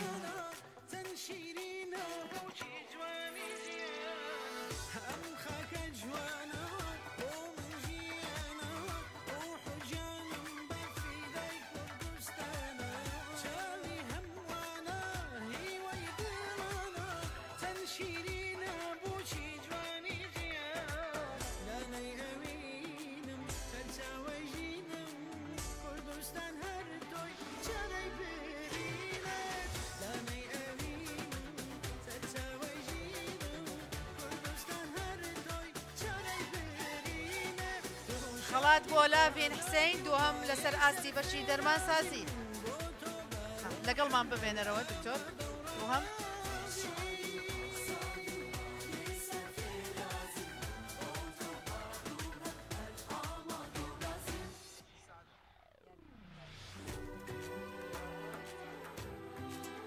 هەروەها کانی حسین سێمە لەسەر ئاستی بەشی دەرمانسازی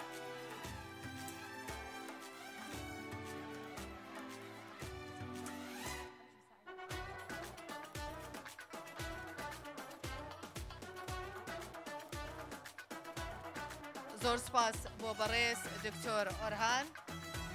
گەلێک مەمنون داوا لە بەڕێز دکتۆر سوڵتان دەکەم سەرۆکی زانکۆی تیشک با بفەرمێت ئەم خەڵاتانەمان لەگەڵا دابش بکات یەکەمی سەر ئاستی بەشی شیکردنەوەی نەخۆشیەکان ئیتار باسم جاسم کە بوو بە خاوەنی ئۆتۆمبیلەکەش ئێستا خەڵاتی ڕێزێنانی پێدەبەخشرێ ڤیان عومەر ئەبوبەکر پلەی دووهەمی بەدەستێناوە محەممەد هەڵگور عەبدوڕەحمان پلەی سێمی بەدەستێناوە تکایە گوێبیسی ناوەکانتان بەر ئەیتار باسم جاسم یەکەم لەسەر ئاستی بەشی شیکردنەوەی نەخۆشیەکان ڤیان عومەر ئەبوبەکر ئەحمەد دووەم لەسەر ئاستی بەشی شیکردنەوەی نەخۆشیەکان محەممەد هەڵگور عەبدوڕەحمان سێم لەسەر ئاستی بەشی شیکردنەوەی نەخۆشیەکان ئەو دەرچوانەی کە گوێبیسی ناوەکانی خۆیانن تکایە بفەرمۆن جارێکی تریژەی خوێنمەوە ناوەکان ئیسار باسم جاسم ڤیان عومەر ئەبوبەکر محەممەد هەڵگور عەبدوڕەحمان یەکەم و دووەم و سێم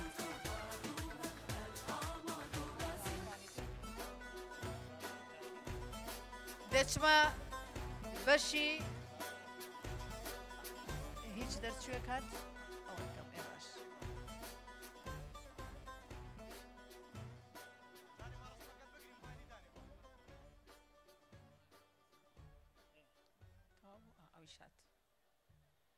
محمد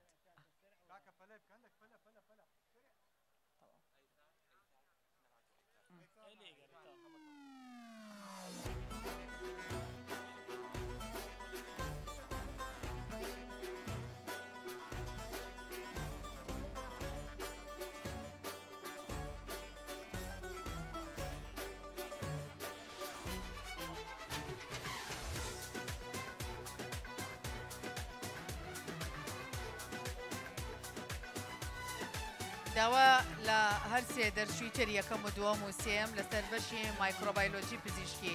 جوان ماجد یەکەمی بەدەستێناوە سومەیە مەهدی دووهەمی بەدەستێناوە هەڵکەوت فاروق سێمی بەدەستێناوە تکایە هەرسێکتان ئامادە بن زۆر سپاس وێرای پیرۆزباییمان و سپاس بۆ بەڕێز دکتۆر سوڵتان کە لەگەڵمانە بوو داوا لە بەڕێز دکتۆر محەممەد ئۆزەمیر یاریدەدەری سەرۆکی زانکۆی تیشک با بفەرمێ لەگەڵمانە بێ ئەم خەڵاتانە دابش بکەین هەرسێکیان ئامادەن جوان ماجد محەممەد یەکەم لەسەر ئاستی بەشی مایکرۆبایۆلۆجی پزیشکی سومەیە مەهدی سعید عەلی دووەم لەسەر ئاستی بەشی مایکرۆبایۆلۆجی پزیشکی هەڵکەوت فاروق ڕەفیق سێم لەسەر ئاستی بەشی مایکرۆبایۆلۆجی پزیشکی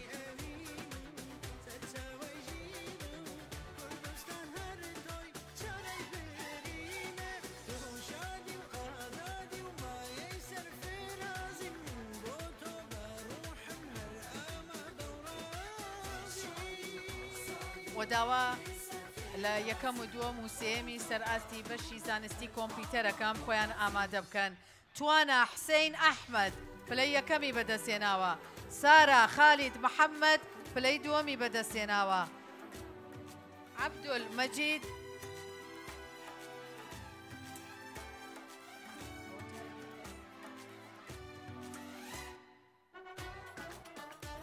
زانە جەلال حەمەدەمین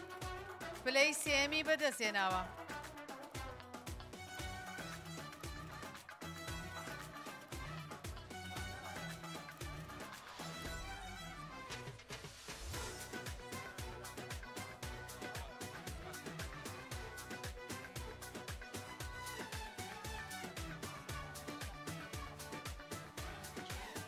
زۆر سپاس بۆ بەڕێز دکتۆر محەممەد کە لەگەڵمانە بوو داوا لە بەڕێز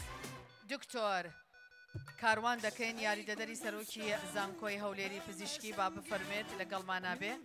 بێتە سەر ستەیج خەڵات ببەخشین بە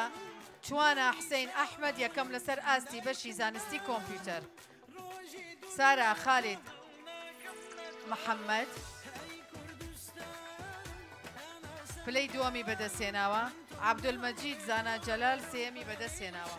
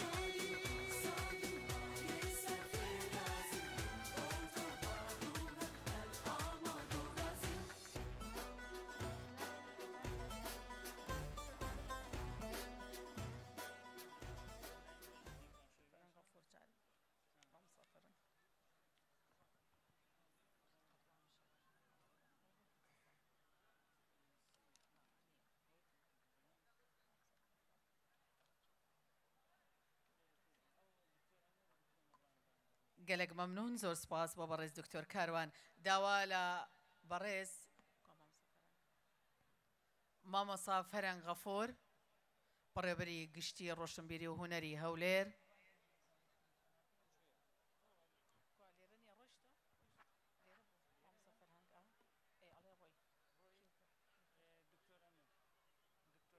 داوا لە بەڕێز دکتۆر ئەنوەرەکەین با بفەرمێت خەڵاتی ڕێزێنان ببەخشێ بە سارا شەماڵ ئەحمەد یەکەم لەسەر ئاستی بەشی یاسا ڕۆشنا غەفور ڕەحیم دووەم لەسەر ئاستی بەشی یاسا بڵند عومەر عەلی خالید سێم لەسەر ئاستی بەشی یاسا تکایە گوێبی سیناوەکانی خۆتان بن سارا شەماڵ ئەحمەد یەکەم لەسەر ئاستی بەشی یاسا ڕۆشنا غەفور ڕەحیم پلەی دووەمی بەدەستێناوە بڵند عومەر عەلی پلەی سێمی بەدەستێناوە بفەرمونون بۆ وەرگرتنی خەڵاتەکانتان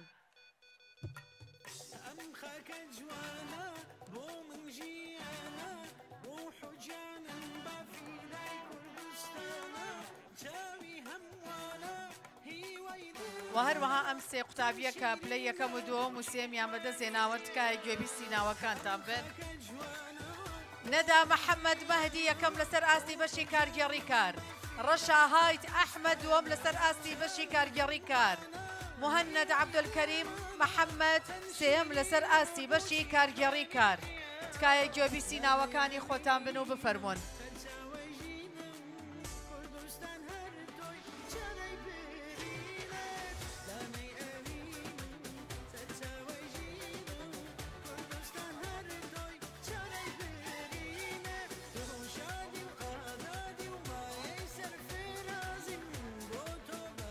سپاس بۆ بەڕێز دکتۆر ئەنوەر و پیرۆزبایی لە دەرس و عەزیزەکانیشمانەکەین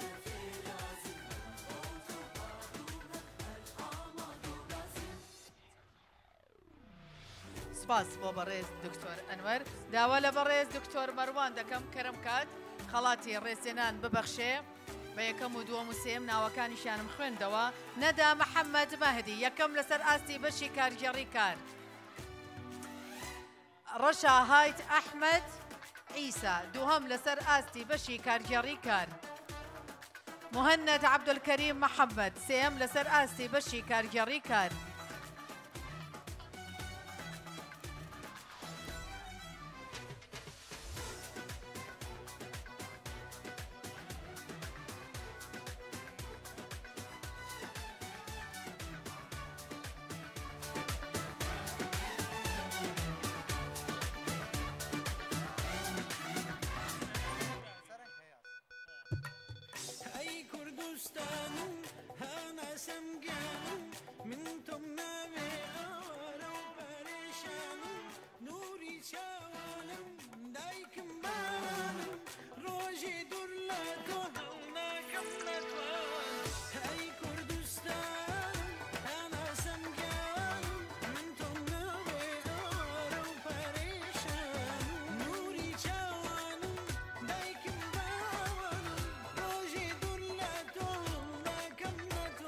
زۆر سپاس بە بەڕێز دکتۆر مەروان کە لەگەڵمانە بووی داوا لە بەڕێز دکتۆر سەرنگ سورچی دەکەم بفەرمێت خەڵاتی ڕێزێنانمان لەگەڵا دابشکە ناوەکان بەناز فەتحوڵڵا شەفیق فەتحوڵڵا یەکەم لەسەر ئاستی بەشی ژمێریاری سوبحی ماهر کاظم دووەم لەسەر ئاستی بەشی ژمێریاری نەوا نەجات جەنگاوەر ئیسماعیل سێم لەسەر ئاستی بەشی ژمێریاری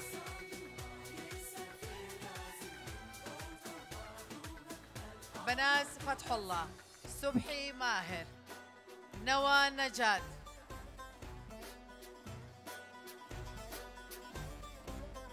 هەرسێ قوتابی یەکەم و دووەم و سێم ئامادە بن کە لەسەر ئاستی بەشی پەروەردەی زمانی ئینگلیزی یەکەم و دووەم و سێمیان هێناوە نیهال محەممەد باقر ئارێس مەجید خەضر ئیسماعیلە ئەنوەر عەلی جەبار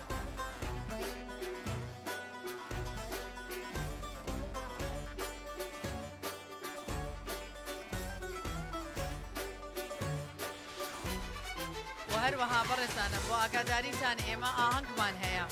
دوو هونەرمەندی ئازیز و خۆشەویست دوو هونەرمەندی ناسراوی کوردستان دوو هونەرمەندی دەنگ پڕزۆز بەشداری لە ئاهەنگی دەرچوونی ئێوەکەن واتە ئاهەنگەکە بەجێمە هێڵن ئاهەنگەکە بە دەنگی هونەرمەندان زیاتر دەڕازێتەوە.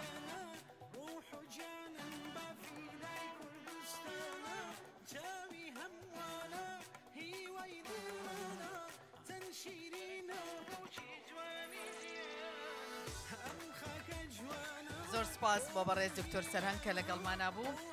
داوا لە بەڕێز دکتۆر ئالانەکەم بفەرمێ بۆ سەرستەیش لەگەڵمانە بێت.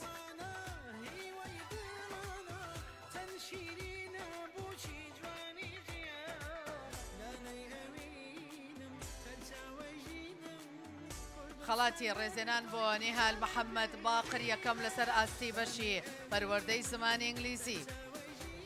ئارێس مەجید خضر محەممەد دووەم لەسەر ئاستی بەشی پەروەردەی زمانی ئینگلیزی. ئیسماعیل ئەنوەر عەلی جەبار سێەم لەسەر ئاستی بەشی پەروەردەی زمانی ئینگلیزی.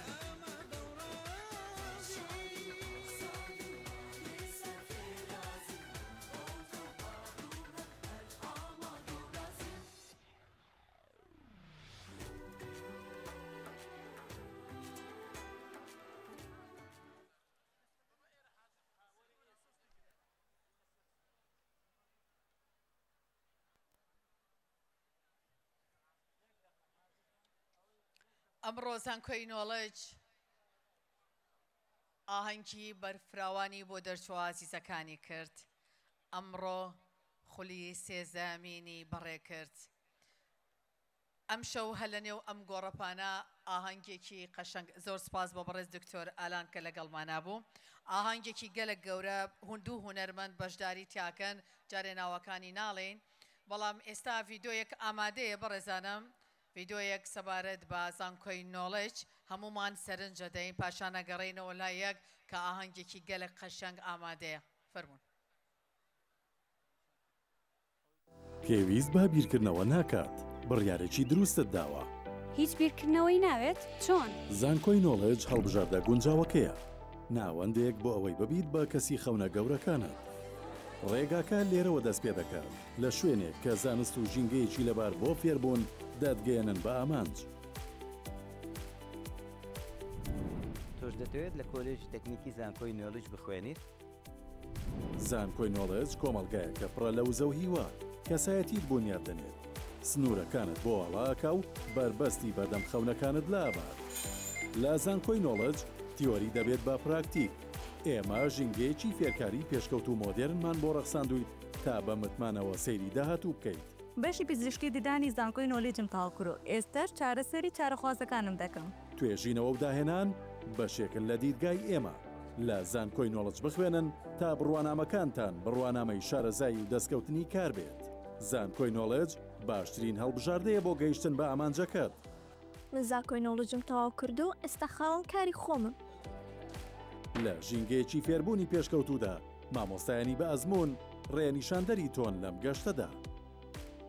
بۆ داهاتوێکی گەشتر من زانکۆی نۆڵجم هەبژاردووە، ئاواتی چەند ساڵەمە، دڵنیام سەرکەوتەوە بوو. زانکۆی نۆڵج شاڕێی سەرکەوتنەکانت.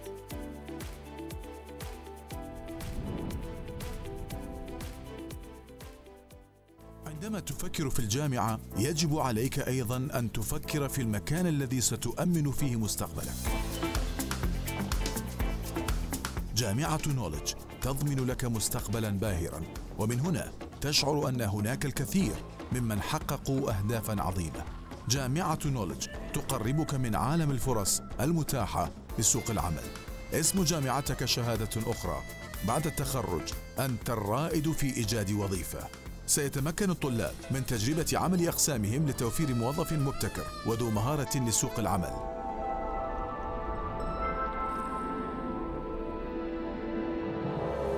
لقد ربطنا تعليمنا بسوق العمل في جميع القطاعات، وتستثمر جامعة نولج في مهاراتك لتوفر لك وظيفة وشهادة جامعية في آن واحد، مع خطة طويلة الأمد للتعلم وإعدادك لسوق العمل. تفكر جامعة نولج في مستقبلك. اخترت طب الأسنان، وأنا متأكدة من أنني سأنجح وسأحصل على وظيفة بسهولة تامة، وهذا حلمي وحلم والدي. جامعة نولج، طريقك إلى النجاح. دەرچۆکان ئازیزان شایانی ئەوەیە زانکۆی نۆڵەت چەپڵێکی تایبەتیان بۆ لێ بدەین دەست خۆش بێ دەرچۆکان ئێستا بڕگەی کڵاو هەڵدانە بچنەوە شوێنەکانی خۆتان تکایە بڕۆنەوە شوێنەکانی خۆتان ڕێوڕسمی کڵاو هەڵدانە ئەمە دوا بڕگەی ئێوەیە و ئەنجا ئاهەنگمان هەیە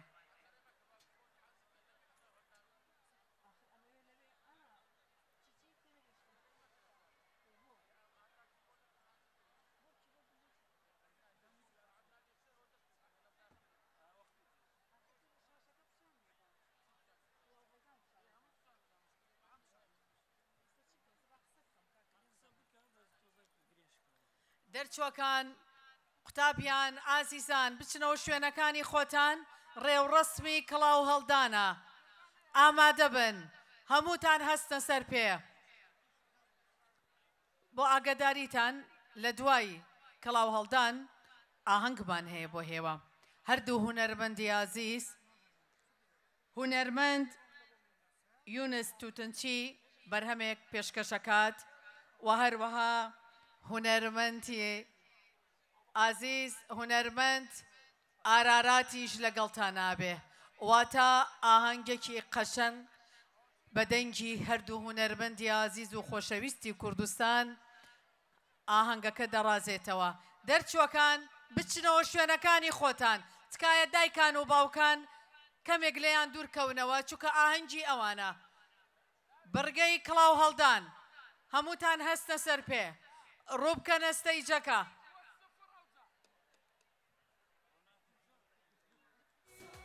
بەڕێزانم زانکۆی نۆڵەج بۆ ئەو قوتابیانی کە لە پۆلی 12 دەردەچن و فۆرمی بەشەکانی ئێرەی کۆلێژی زانکۆی نۆڵەج پڕ دەکەنەوە کاتێ هەموو ناوەکان کۆ دەبێتەوە ناویان دەرەچێتە کەمۆڵەیەکەوە و تیر و پشک دەکرێ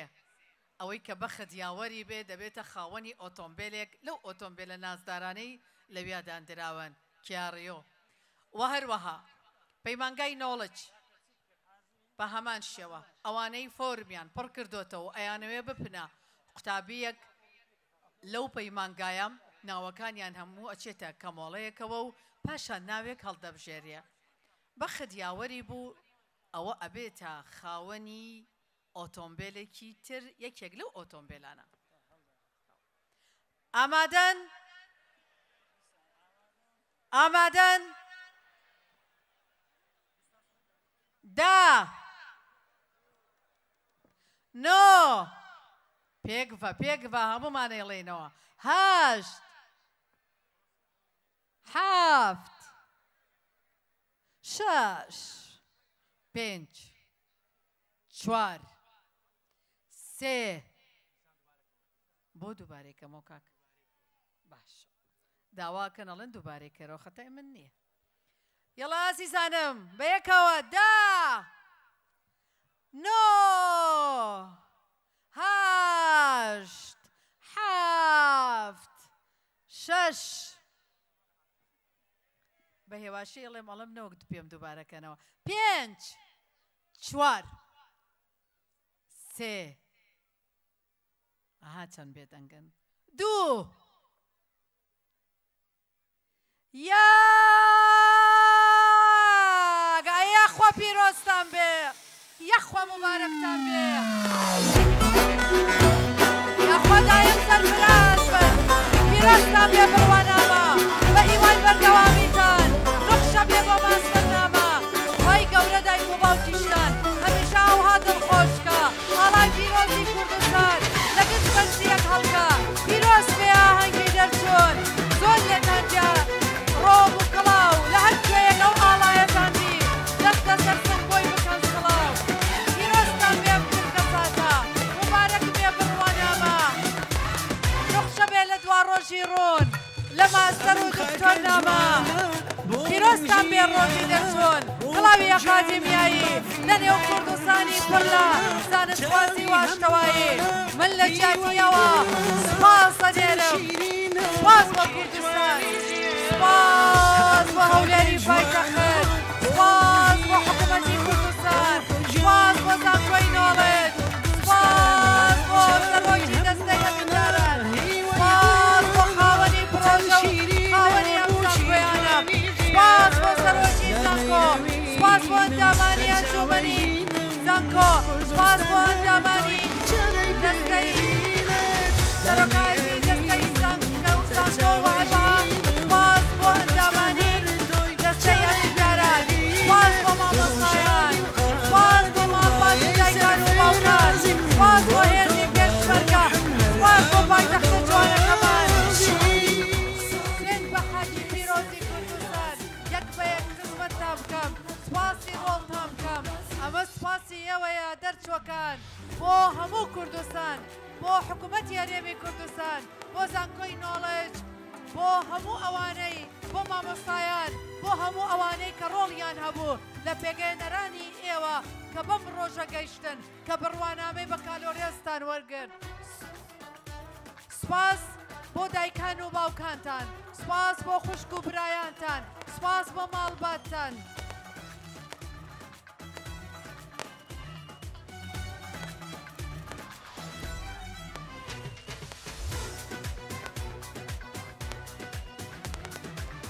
ئەمڕۆ زانکۆی نۆڵج باسمانی هەولێر هاواری کردووتی ئەمڕۆ ئاهەنگی دەرچوونی خولی سێزدەمینی دەرچوان و قوتابیان و کوڕان و کچان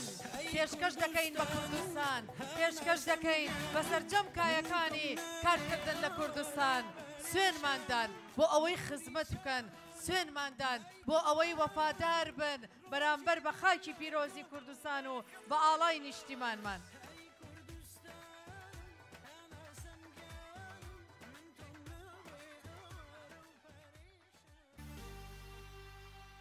دەرچوە ئازیزەکان خوشک و برایان ئامادە بووان وێڕای ئەوەی کە جارێکی تر بە ئێوە ئەڵین بەخێر بێن بە ناوی بەڕێز کاک یعقۆب و بە ناوی بەڕێز کاک دەشتی و بە ناوی پرۆفیسۆر دکتۆر ئەحمەد ئەنوەردزەیی کە سەرۆکی زانکۆیە و بە ناوی یەکە بە یەکەی ئەندامانی دەستەی ئەمینداران و یەکە بە یەکەی ئەندامانی ئەنجومەنی زانکۆ و بە ناوی سەرجەم مامۆستایان و بە ناوی سەرجەم کارمەندانی ئەم زانکۆیە زانکۆی نۆڵج بەخێر بێن سەرسەر و سەرچاوان خۆشحاڵتان کردین کە ئەمڕۆ ئامادە بوون لەم ئاهەنگە قەشەنگە لە ئاهەنگی خۆشی و سەرفرازی کوڕ و کچەکانمان بەخێر بێن جارێکی تر دەچینە لای ئاهەنگ و گۆرانی هەر وەکو سەرەتا ئاماژەمان پێدا هونەرمەندی عزیز و خۆشەویست هونەرمەند یۆنس تووتنچی لەگەڵمان نابێ بە بەرهەمێک پاشان هونەرمەند ئارارات لەگەڵمان نابێ و دەگەڕێمە وڵاتان ئێستاش ئێوە و دەنگی هونەرمەند یۆنس تووتنچی بە چەپڵەکانیەوە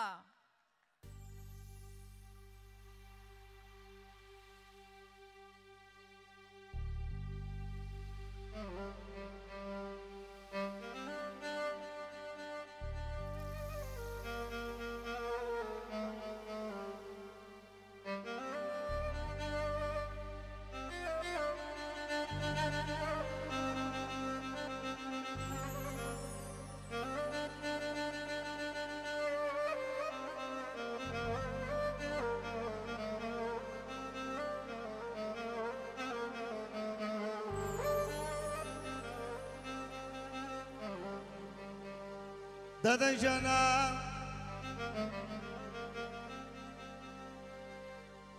اربل دادم يرد ياخدو سن مزجوزا ساسم صدم يرد يارا يارا يارا يارا يارو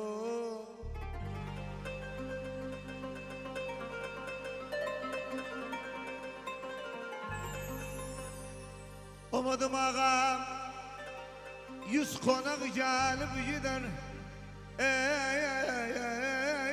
Yak düzenmez yüzer Asıl adam yerdin Yar yar Yar yar yar yar Yalla tamay Ay kırım kırım kımrana Dam divara dımrana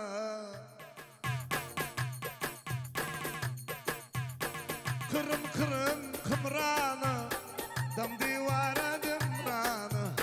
Bu zamanın kızları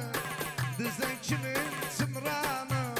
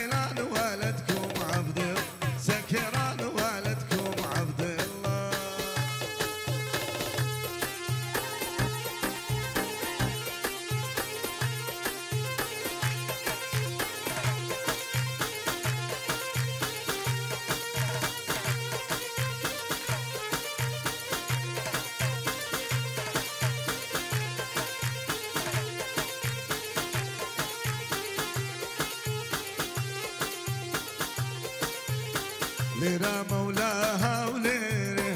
دلدار ملاها وليرة ليرة مولاها وليرة دلدار ملاها وليرة دو تاوي زوانك هادم دو تاوي زوانك هادم سندن كم بوم ناجيري ليرة مولاها وليرة دلدار ملاها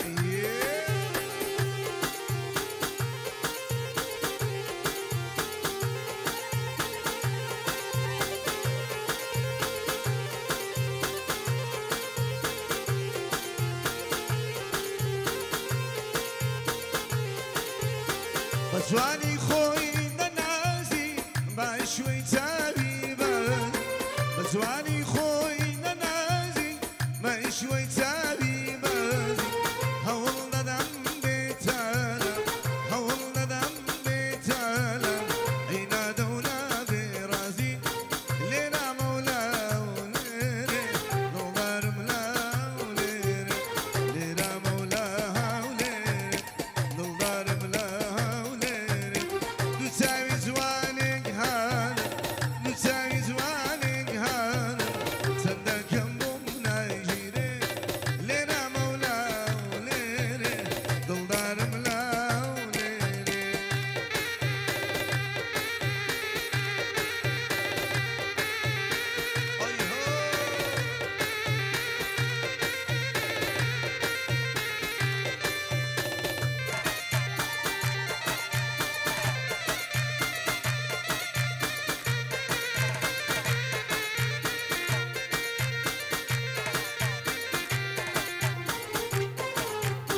يا مول عيون السود ما يجوز لنا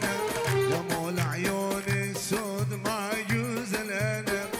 خديش القمر وانا تريق منه خديش القمر وانا تريق منه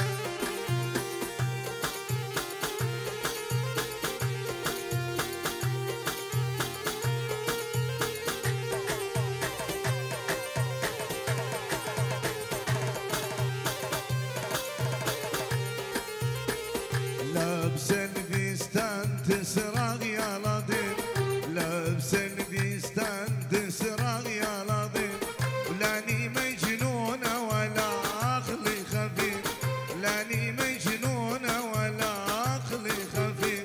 من ورا التنور ناوش الرغيف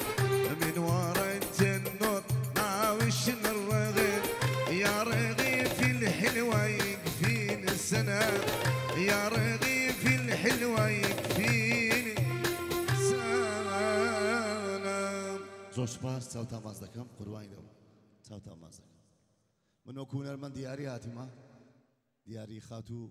ڕێحەبسا لەمە چاوتا ماز دەکەم زۆر سپاس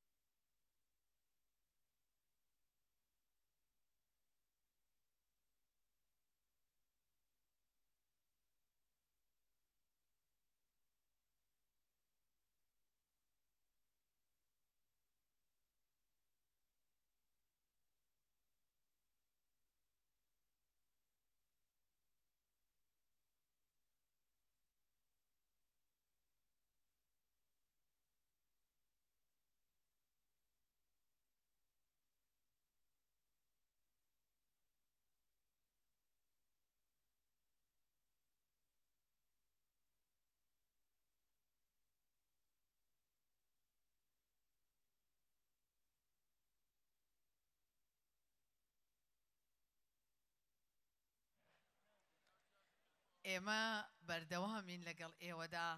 ئازیزانم کە بە بۆنەی دەرچوە نازدارەکانمان دەرچوە قەشەنگەکانمان کوڕوکچە نازدارەکانمان ئێستا چینە لای دەنگی هونەرمەند ئەچینە لای دەنگێک کە دەبێتە ئاهەنگ ئەبێتە شایی و زەماوەند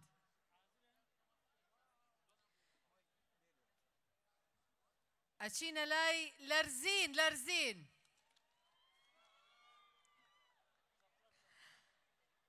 هەمومان بە چەپڵەیەکی گەلک تایبەت بانگهێشتی هونەرمەند ئارارا دەکەین ئەمڕۆ دەنگی هونەرمەندانیش لەسەر ئەم ستەیجە جوانەی زانکۆی نۆڵج بە ئاوازیان بە گۆرانیان بە دەنگیان پیرۆزباییان لە خولی سێزدەمینی زانکۆی نۆڵج کرد ئێوە و دەنگە خۆشەکەی ئارارات یەکسێ ناسخان سڵاوت لێویت هەر بژی سڵاوتان لێویتن هەموو لایەکتان بەخێر بێن سەرچاوان سەرسەران خۆشکبرانی عەزیز پیرۆزبایی گەرم لە قوتابیانی خۆشەویست دەرچوانی کۆلێژی نۆڵج دەکەین هەر بژین پیرۆزە هەر ساغ بن ئینشەڵە بتانین لەگەڵ کاک چارچەل و کاک ڕەهەند و کاک ڕۆنی پێکەوە شەوێکی تایبەت لەگەڵ ئێوە دەرباز بکەین لە خزمەتم بادینی سۆرانی جوبارە هەملایەکتان بەخێر بێن سەرسەران و سەرچاوان بەس شایی بکەن ڕۆژی شاییە خۆشیە هەمومان پێکەوە ئەلێرە بە جوانی بڕێکی یاڵە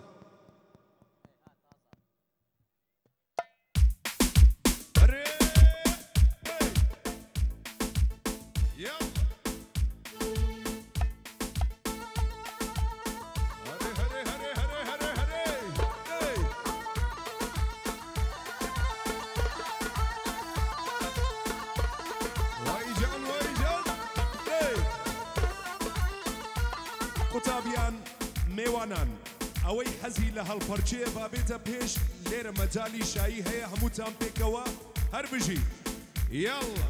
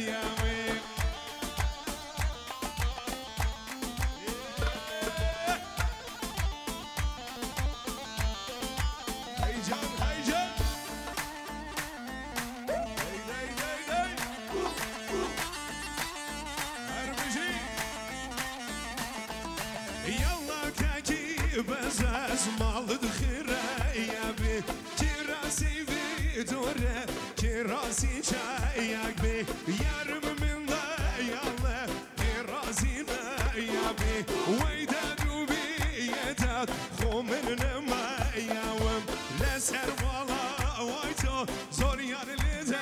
ياوي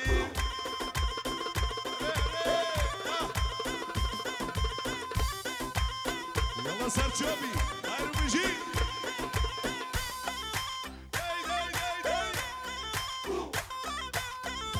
جيت يك دو سي جان بنج شاش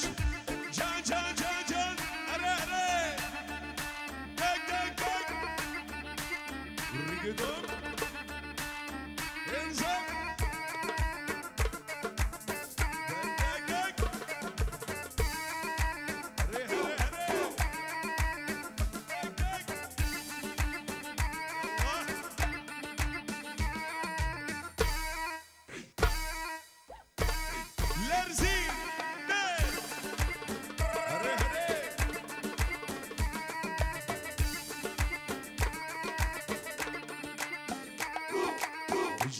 زراغة اللي وشكل روخو ناغة اجناوي زراغة اللي وشكل روخو ناغة اجناوي زراغة اللي وشكل روخو ناغة اجناوي زراغة اللي وشكل روخو ناغة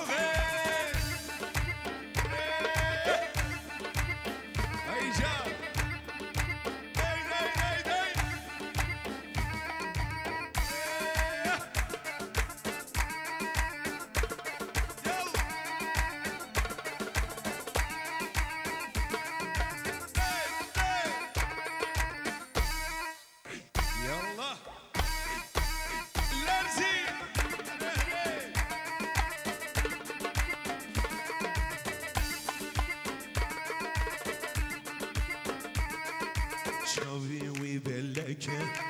وراوي خلك شاوي ويبلك وراوي خلك بجناوي زراوي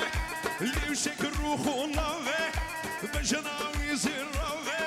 اللي وشك الروح وناوي يلا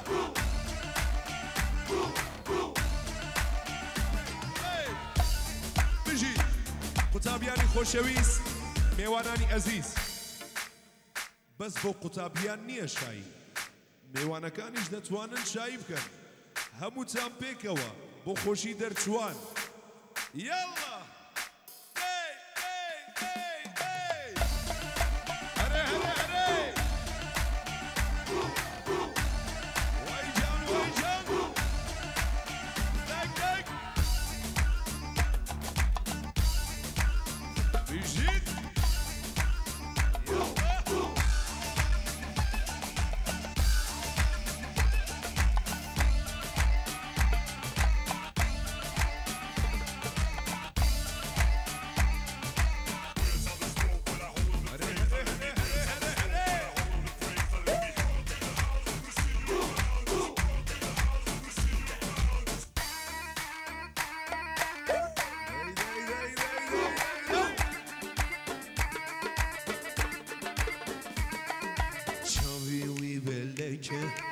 وراوي خلك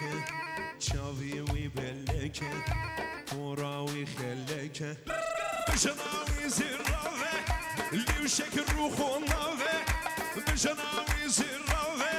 اللي وشك الروح وناوي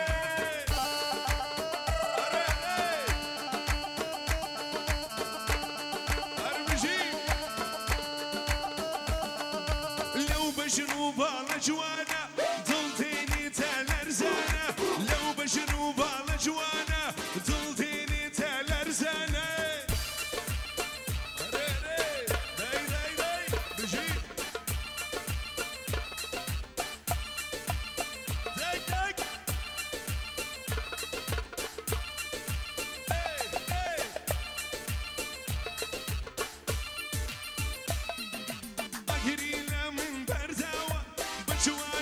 شوانا أكرينا من جوانه تمام تمام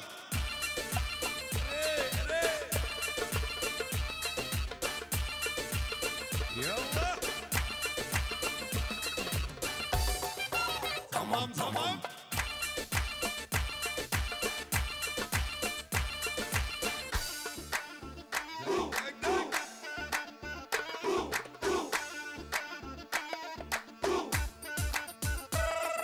لو بجنوب على جوانا ضل ديني تالرزانة لو بجنوب على جوانا ضل ديني تالرزانة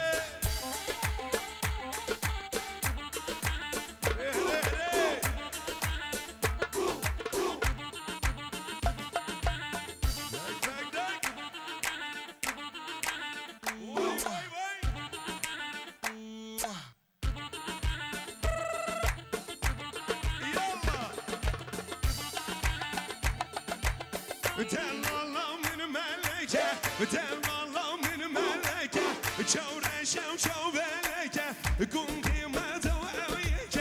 قندي ما توعيك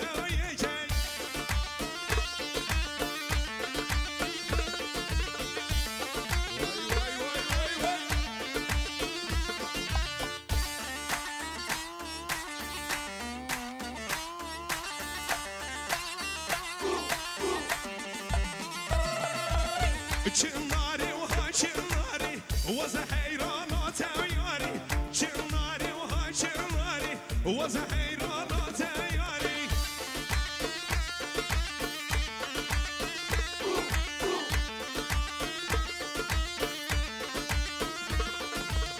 Porgulli ya şerike Dilim diz avkulike Nizanım evşirike Nizanım evşirike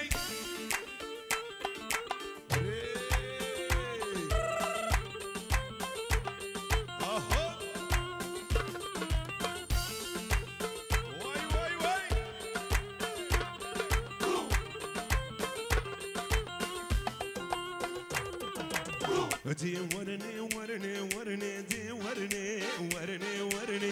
دي ورني ورني ورني ورني دي لاني واسمع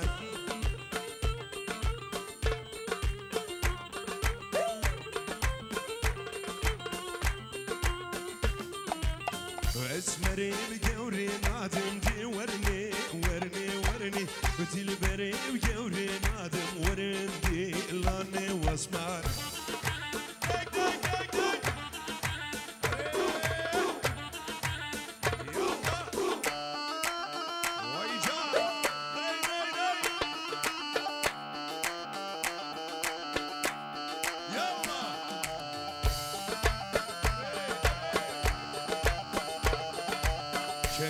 يا شيرينة لبيته قبينة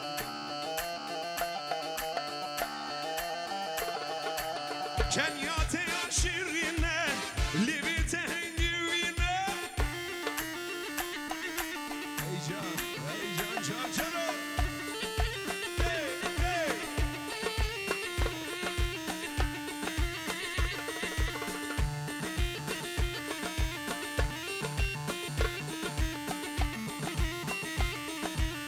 اسمو مهرودينه برته من هاشخونينه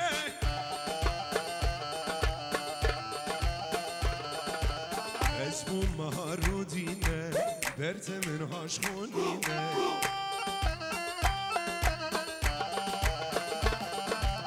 كنيات يا شيرينه لبيته قبينه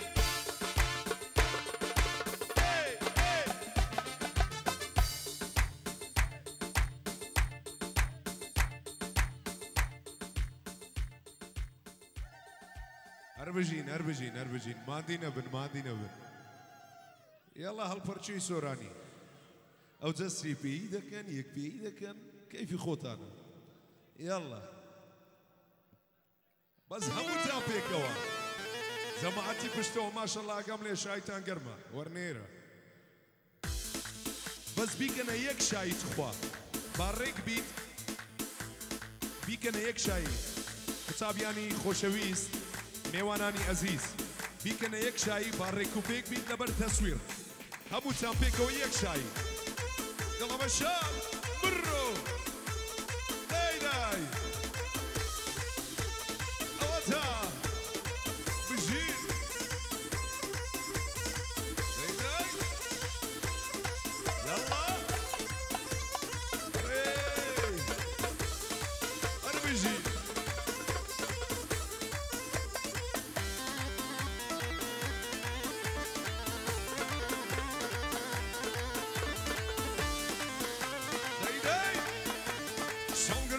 ضمن المال خيال نابري شوقر قري ضمن المال خيال نابري قري اوينو محبل هردل ناقري قري اوينو محبل هردل ناقري اروت سما قروي دز ناقر دن وردينم ناتي لبا وشت كرفي قلبي لاوينم اروت سما قروي دز ناقر دن وردينم ناتي لبا وشت كرفي قلبي لاوينم داي كرفي قلبي لاوينم يلا مشاء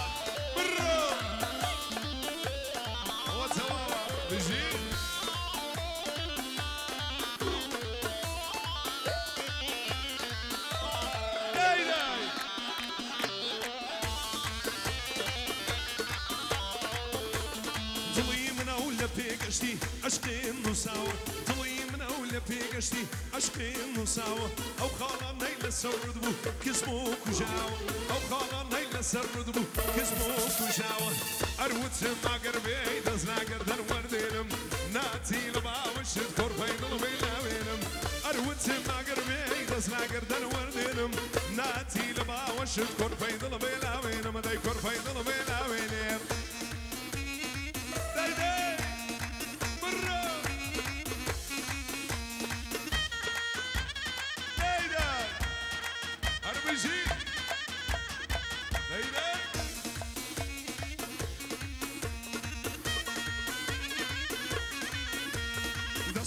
دسمالي ليلي دسمالي دسمالي ودسمالي ليلي دسمالي دسمالي ودسمالي لي بقرا دسمالي دسمالي ودسمالي لي شرمي بينامي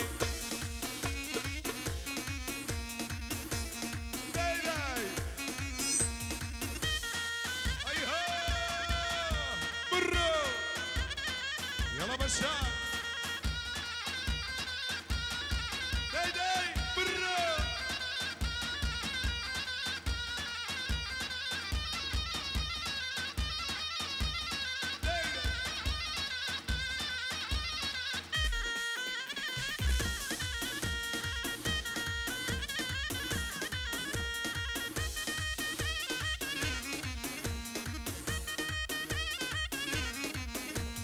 دسمالي بوباكان ليلي دسمالي كلينا شواكان ليلي دسمالي دسمالي بوباكان ليلي دسمالي كلينا شواكان ليلي دسمالي دسمالي ودسمالي ليلي دسمالي دسمالي ودسمالي لي شرمي بينامي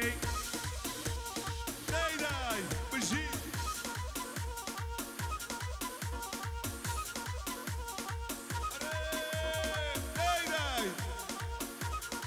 يلا سرجوبي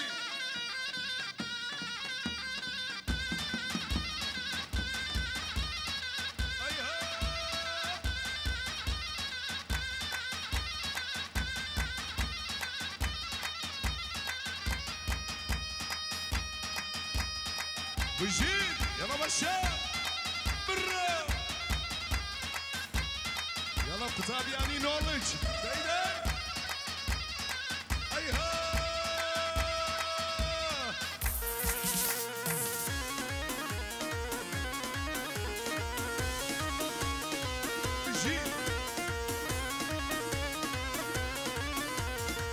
زوال نشيوة جيتو ضرعي بالريوة أيتي زوال نشيوة جيتو ضرعي بالريوة توزادي فريالي توزادي فريالي يا هلالي تشساني يا هلالي تشساني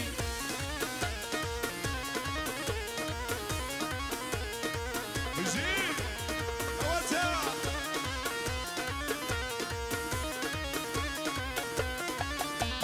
إيه ورانا كيف يساو قتلي قلاي في ناسا شمالي يا حيني الله يدن تانا فريني وانا جواني تونينا وتشاني بقر الخير وانا جواني تونينا مروي بريو عيتي زوان لشيو جيتو مروي بريو توزاني فريالي توزاني فريالي يا هلالي شنساني يا هلالي شنساني والله بشار وجي هواتا برو قرباني يا ولد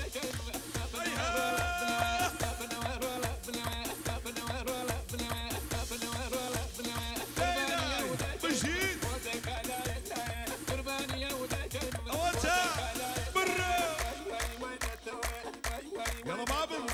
بيجي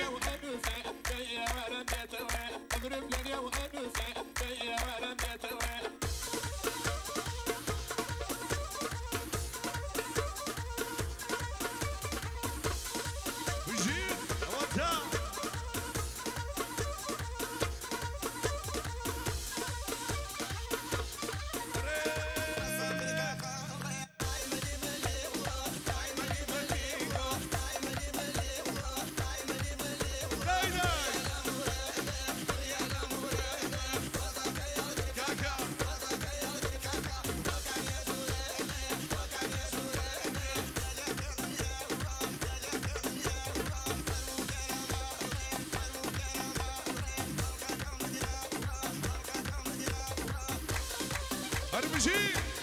هوا تواوا برو دايداي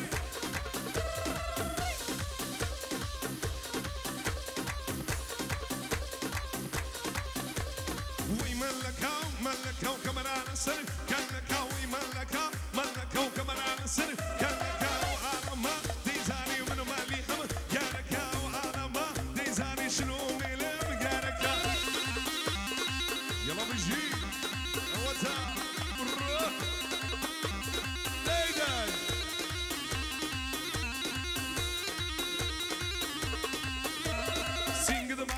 شنو يا كل مددالي لي مويا سينغ دباغي شنو يا كل مددالي لي مويا لاقل يا رب داني شمتين بملقب شنو يا وي ملكا وكمان على السر كلكا وعالم ما ديزاني شنو ميلم ياركا وعالم ما ديزاني من مالي حم ياركا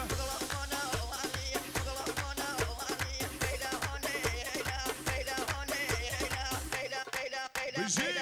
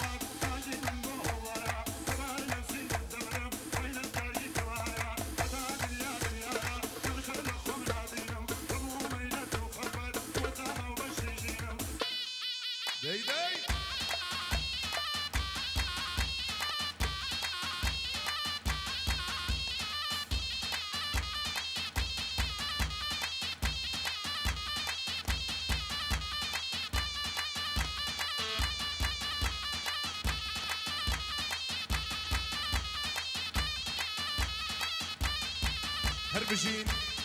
ستافي كنالي آفا بروغرامي شقامي راجان بخير بين سرچاوان سرسرات هربجين هر ساخ من بخير بين هربجين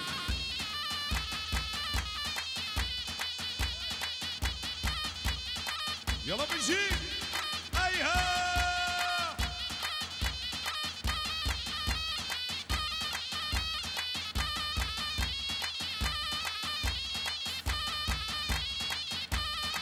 اوتا بجين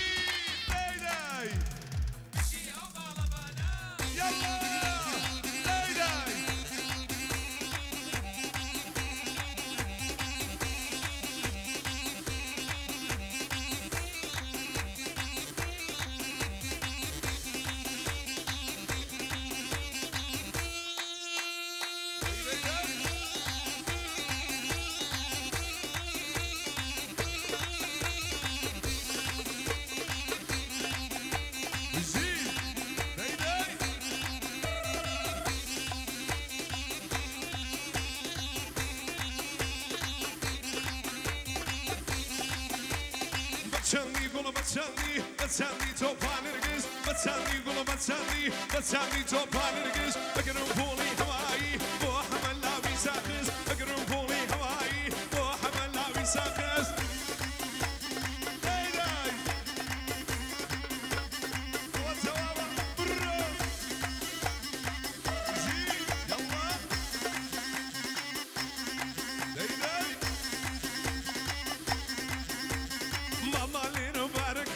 بتشاندي قولوا بتشاندي براو قرمي كوشاكا بتشاندي توبان رقص زيني وزيني زيني وزيني شيخك هاي لبعضينا تسوجان ملينا سيني زيني وزيني زيني وزيني او شيخ هاي لبعضينا تسوجان ملينا سيني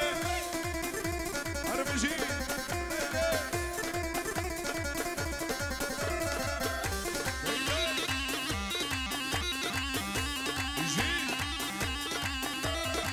جوان الريزي بازين كرديا تباسكو قولي باقي جاري نايبينم بابا البختي وكلولي جلي حوليري كريه موسيراني كشغولي زيني وزيني زيني وزيني او شيخي لبابينا تشوجان من ليلة زيني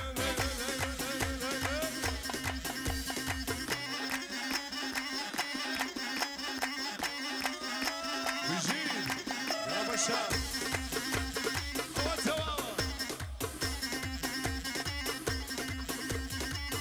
بجين ستافي قطابياني نولج دستان خوش بيت ماندي نبر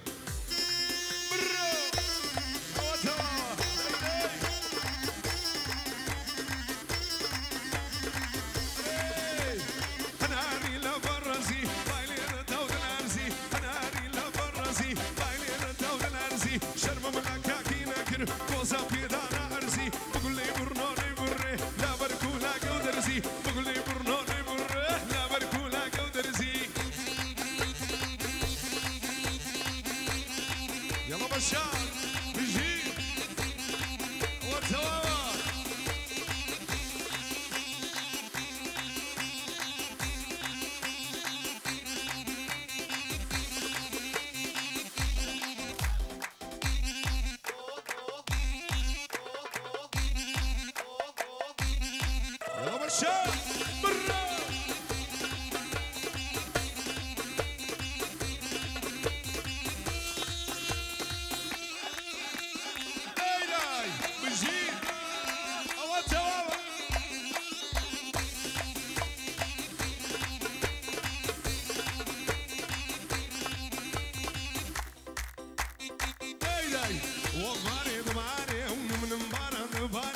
وباري ضماني ومن مباران الباري أرقلي ترسم في دان السينياري أرقلي ترسم في دان السينياري وباري ضماني ومن مباران الباري وباري ضماني ومن مباران الباري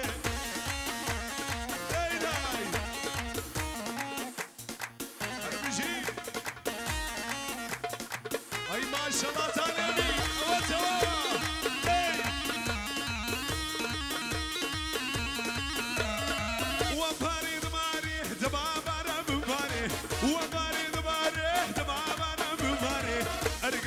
ترسم في دار السينياري أرقلي ترسم لا تزريني وبهاري لي وباري ضماري ومن مبارا ضماري وباري ضماري لي من مبارا ضماري كيدا وتواوا بجي بالروس أيها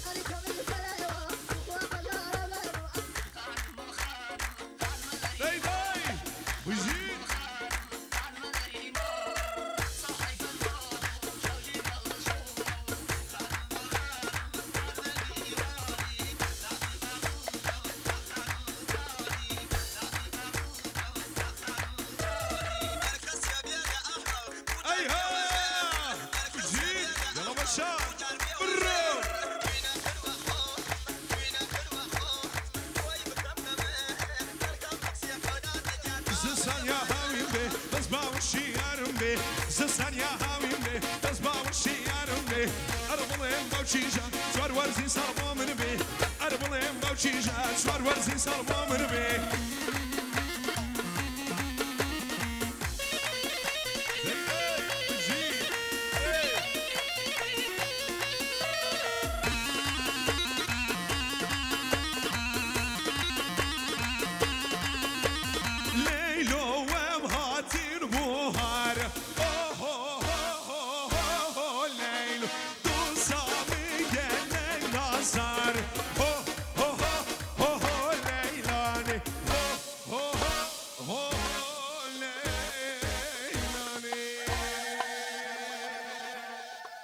هەر بژین هەر ساغ بن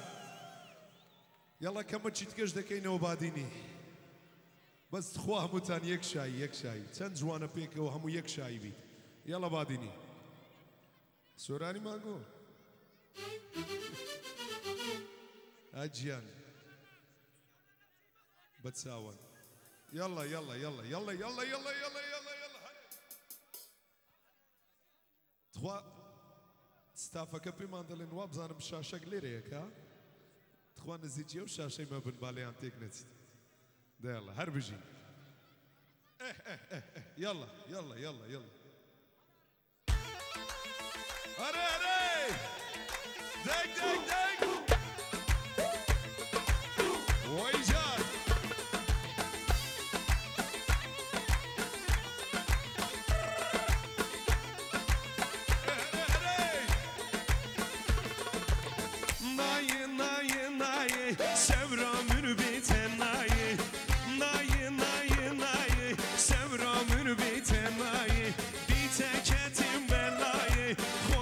نمال دنیای ویلی ویلی ویلی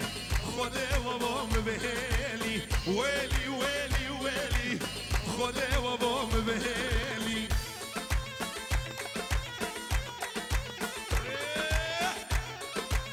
وای جان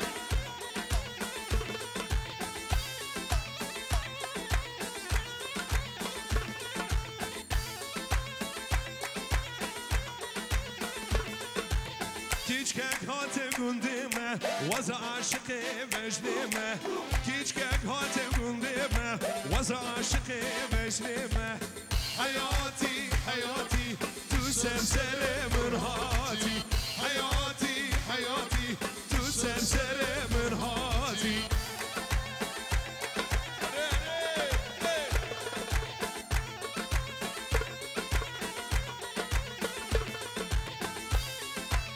Vay can!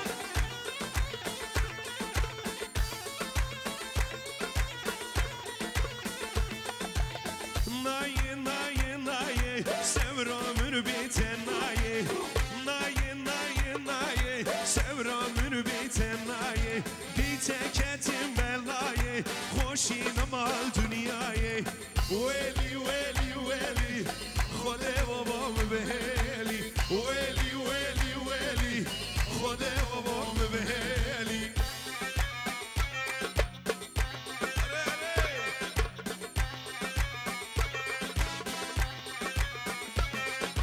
چی آب برف و بارانه چی آب برف و بارانه هر درمی جودومانه هر درمی جودومانه پیش مرگم برودانه پیش مرگم برودانه حرفا بلا شیرانه حرفا بلا شیرانه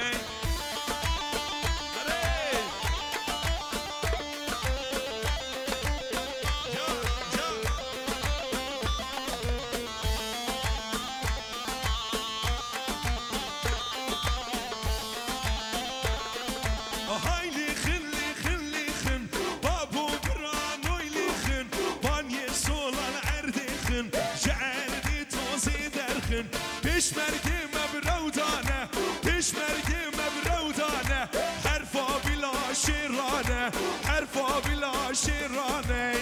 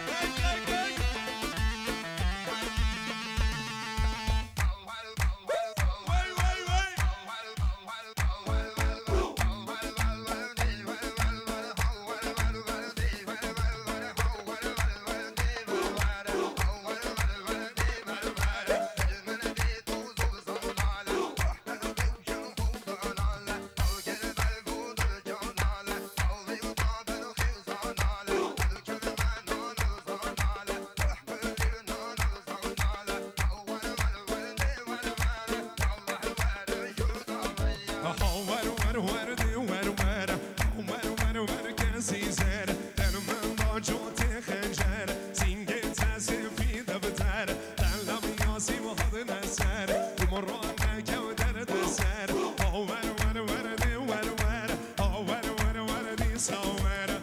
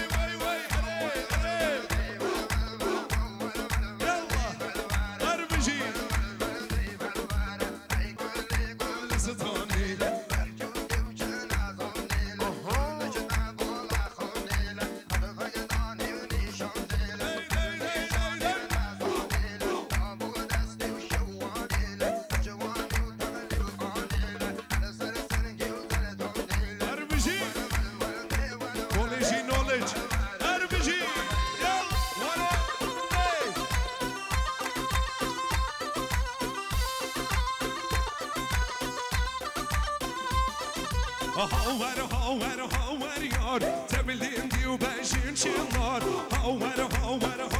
یار تبلیندی و بشین چنار مرکز وکی تندی شپالو شخون آزار مرکز وکی تندی شپالو شخون آزار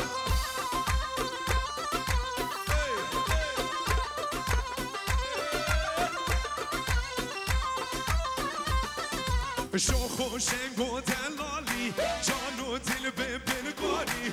عاشقی و بجناتمه دل خود کم بگاری هاور یار تبلیندی و بجین چنار من کس وکی تندی شپالو شوخ و مازای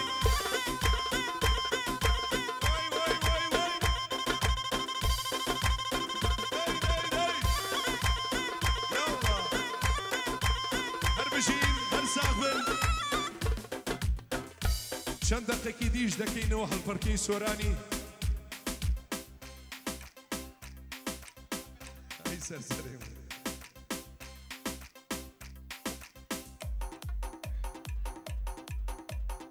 یاڵا بژی بڕۆ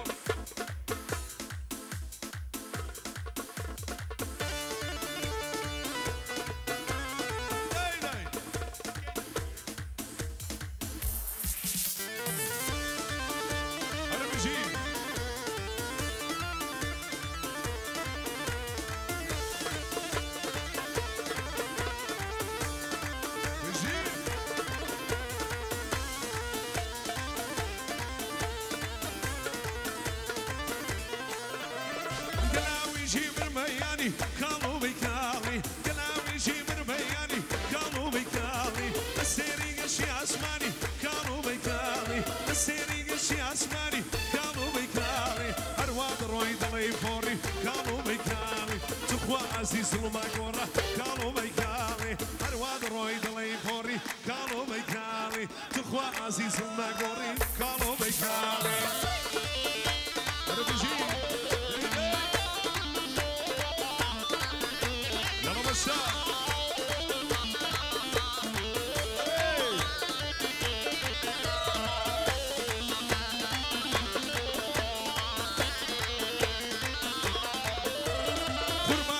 شمال ورا كانوا بيكالي او نامي عمل مؤمنة كانوا بيكالي بيدا بدا سود المانا كانوا بيكالي تخوى عزيز المقورة كانوا بيكالي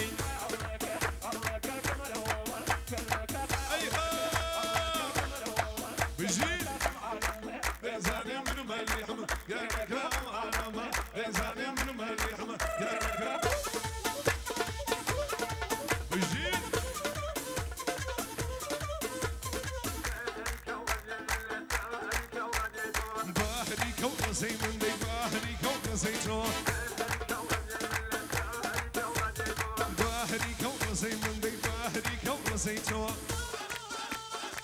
يلا نجي وتا داي هربجي او تواوا فيك ليك شاي هربجي او تواوا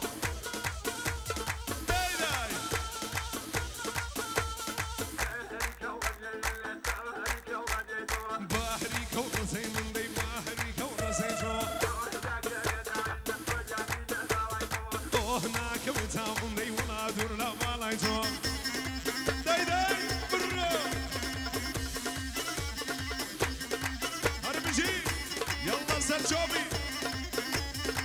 اي ما شاء الله ديبي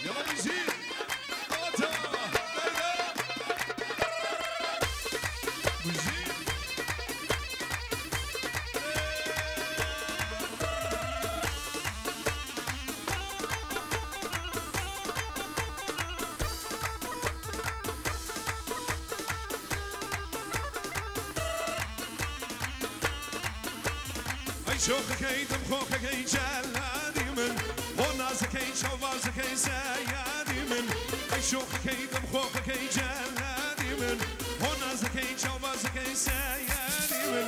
يا سي وكت يا لي وكت بلي من يا لي مقري نهي شي توم نهي شي من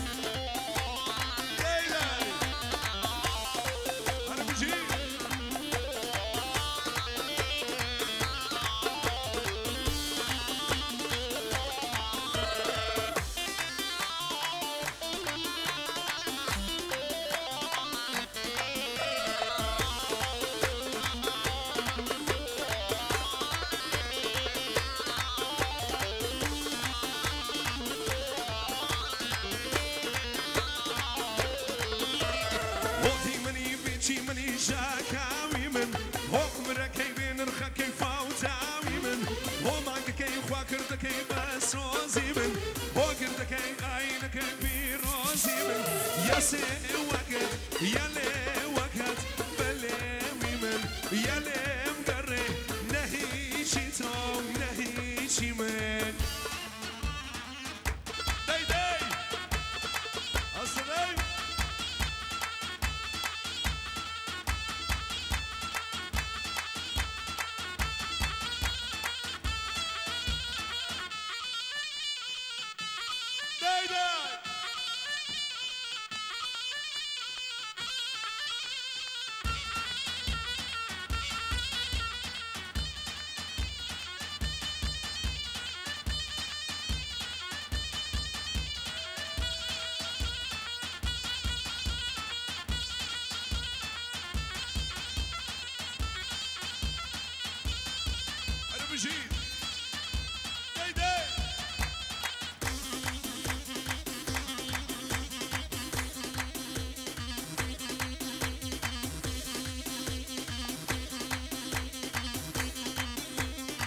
كوي معلوم كوي فرحنا معنا كوي كوي معلوم كوي فرحنا معنا كوي دايكي شيري بيناوا هندي من خوشناوي دايكي شيري بيناوا هندي من خوشناوي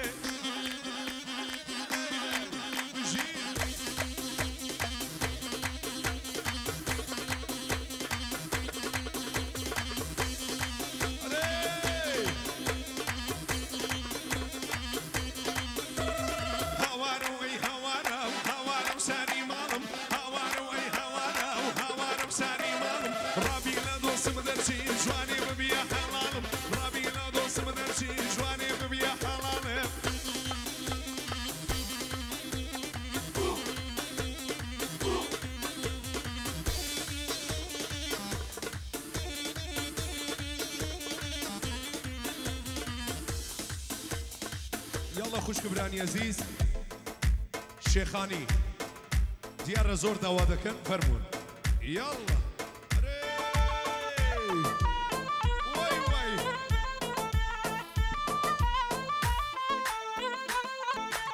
ايسر تشاوا اري بيجي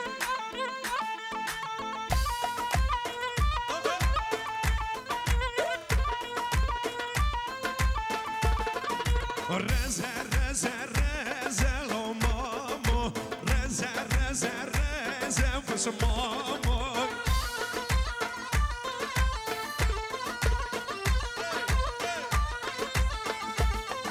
رزا مموتيني لو مامو رزا رزا رزا فس مامو رزا مموتيني لو مامو رزا رزا رزا فس مامو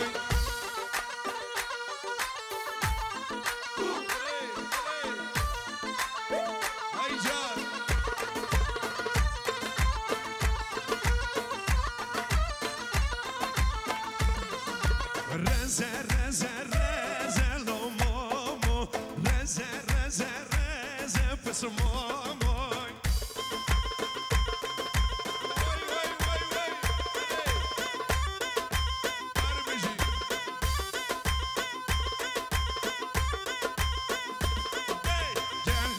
ماخر وابين تجيبينا كل من بكان وضع عشقي وكيشكا كمان جارك الحال مبكان يروح رنا مالوان جداي بابا دعوة بكان جنبه جنبه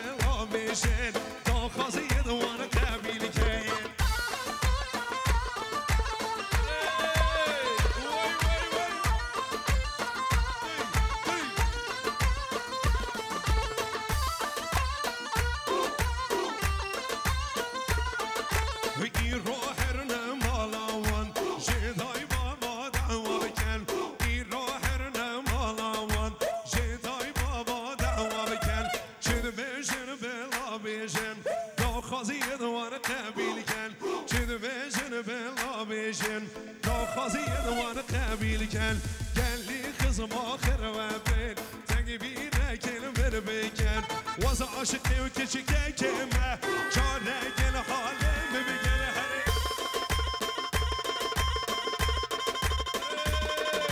واي واي واي شيخاني ها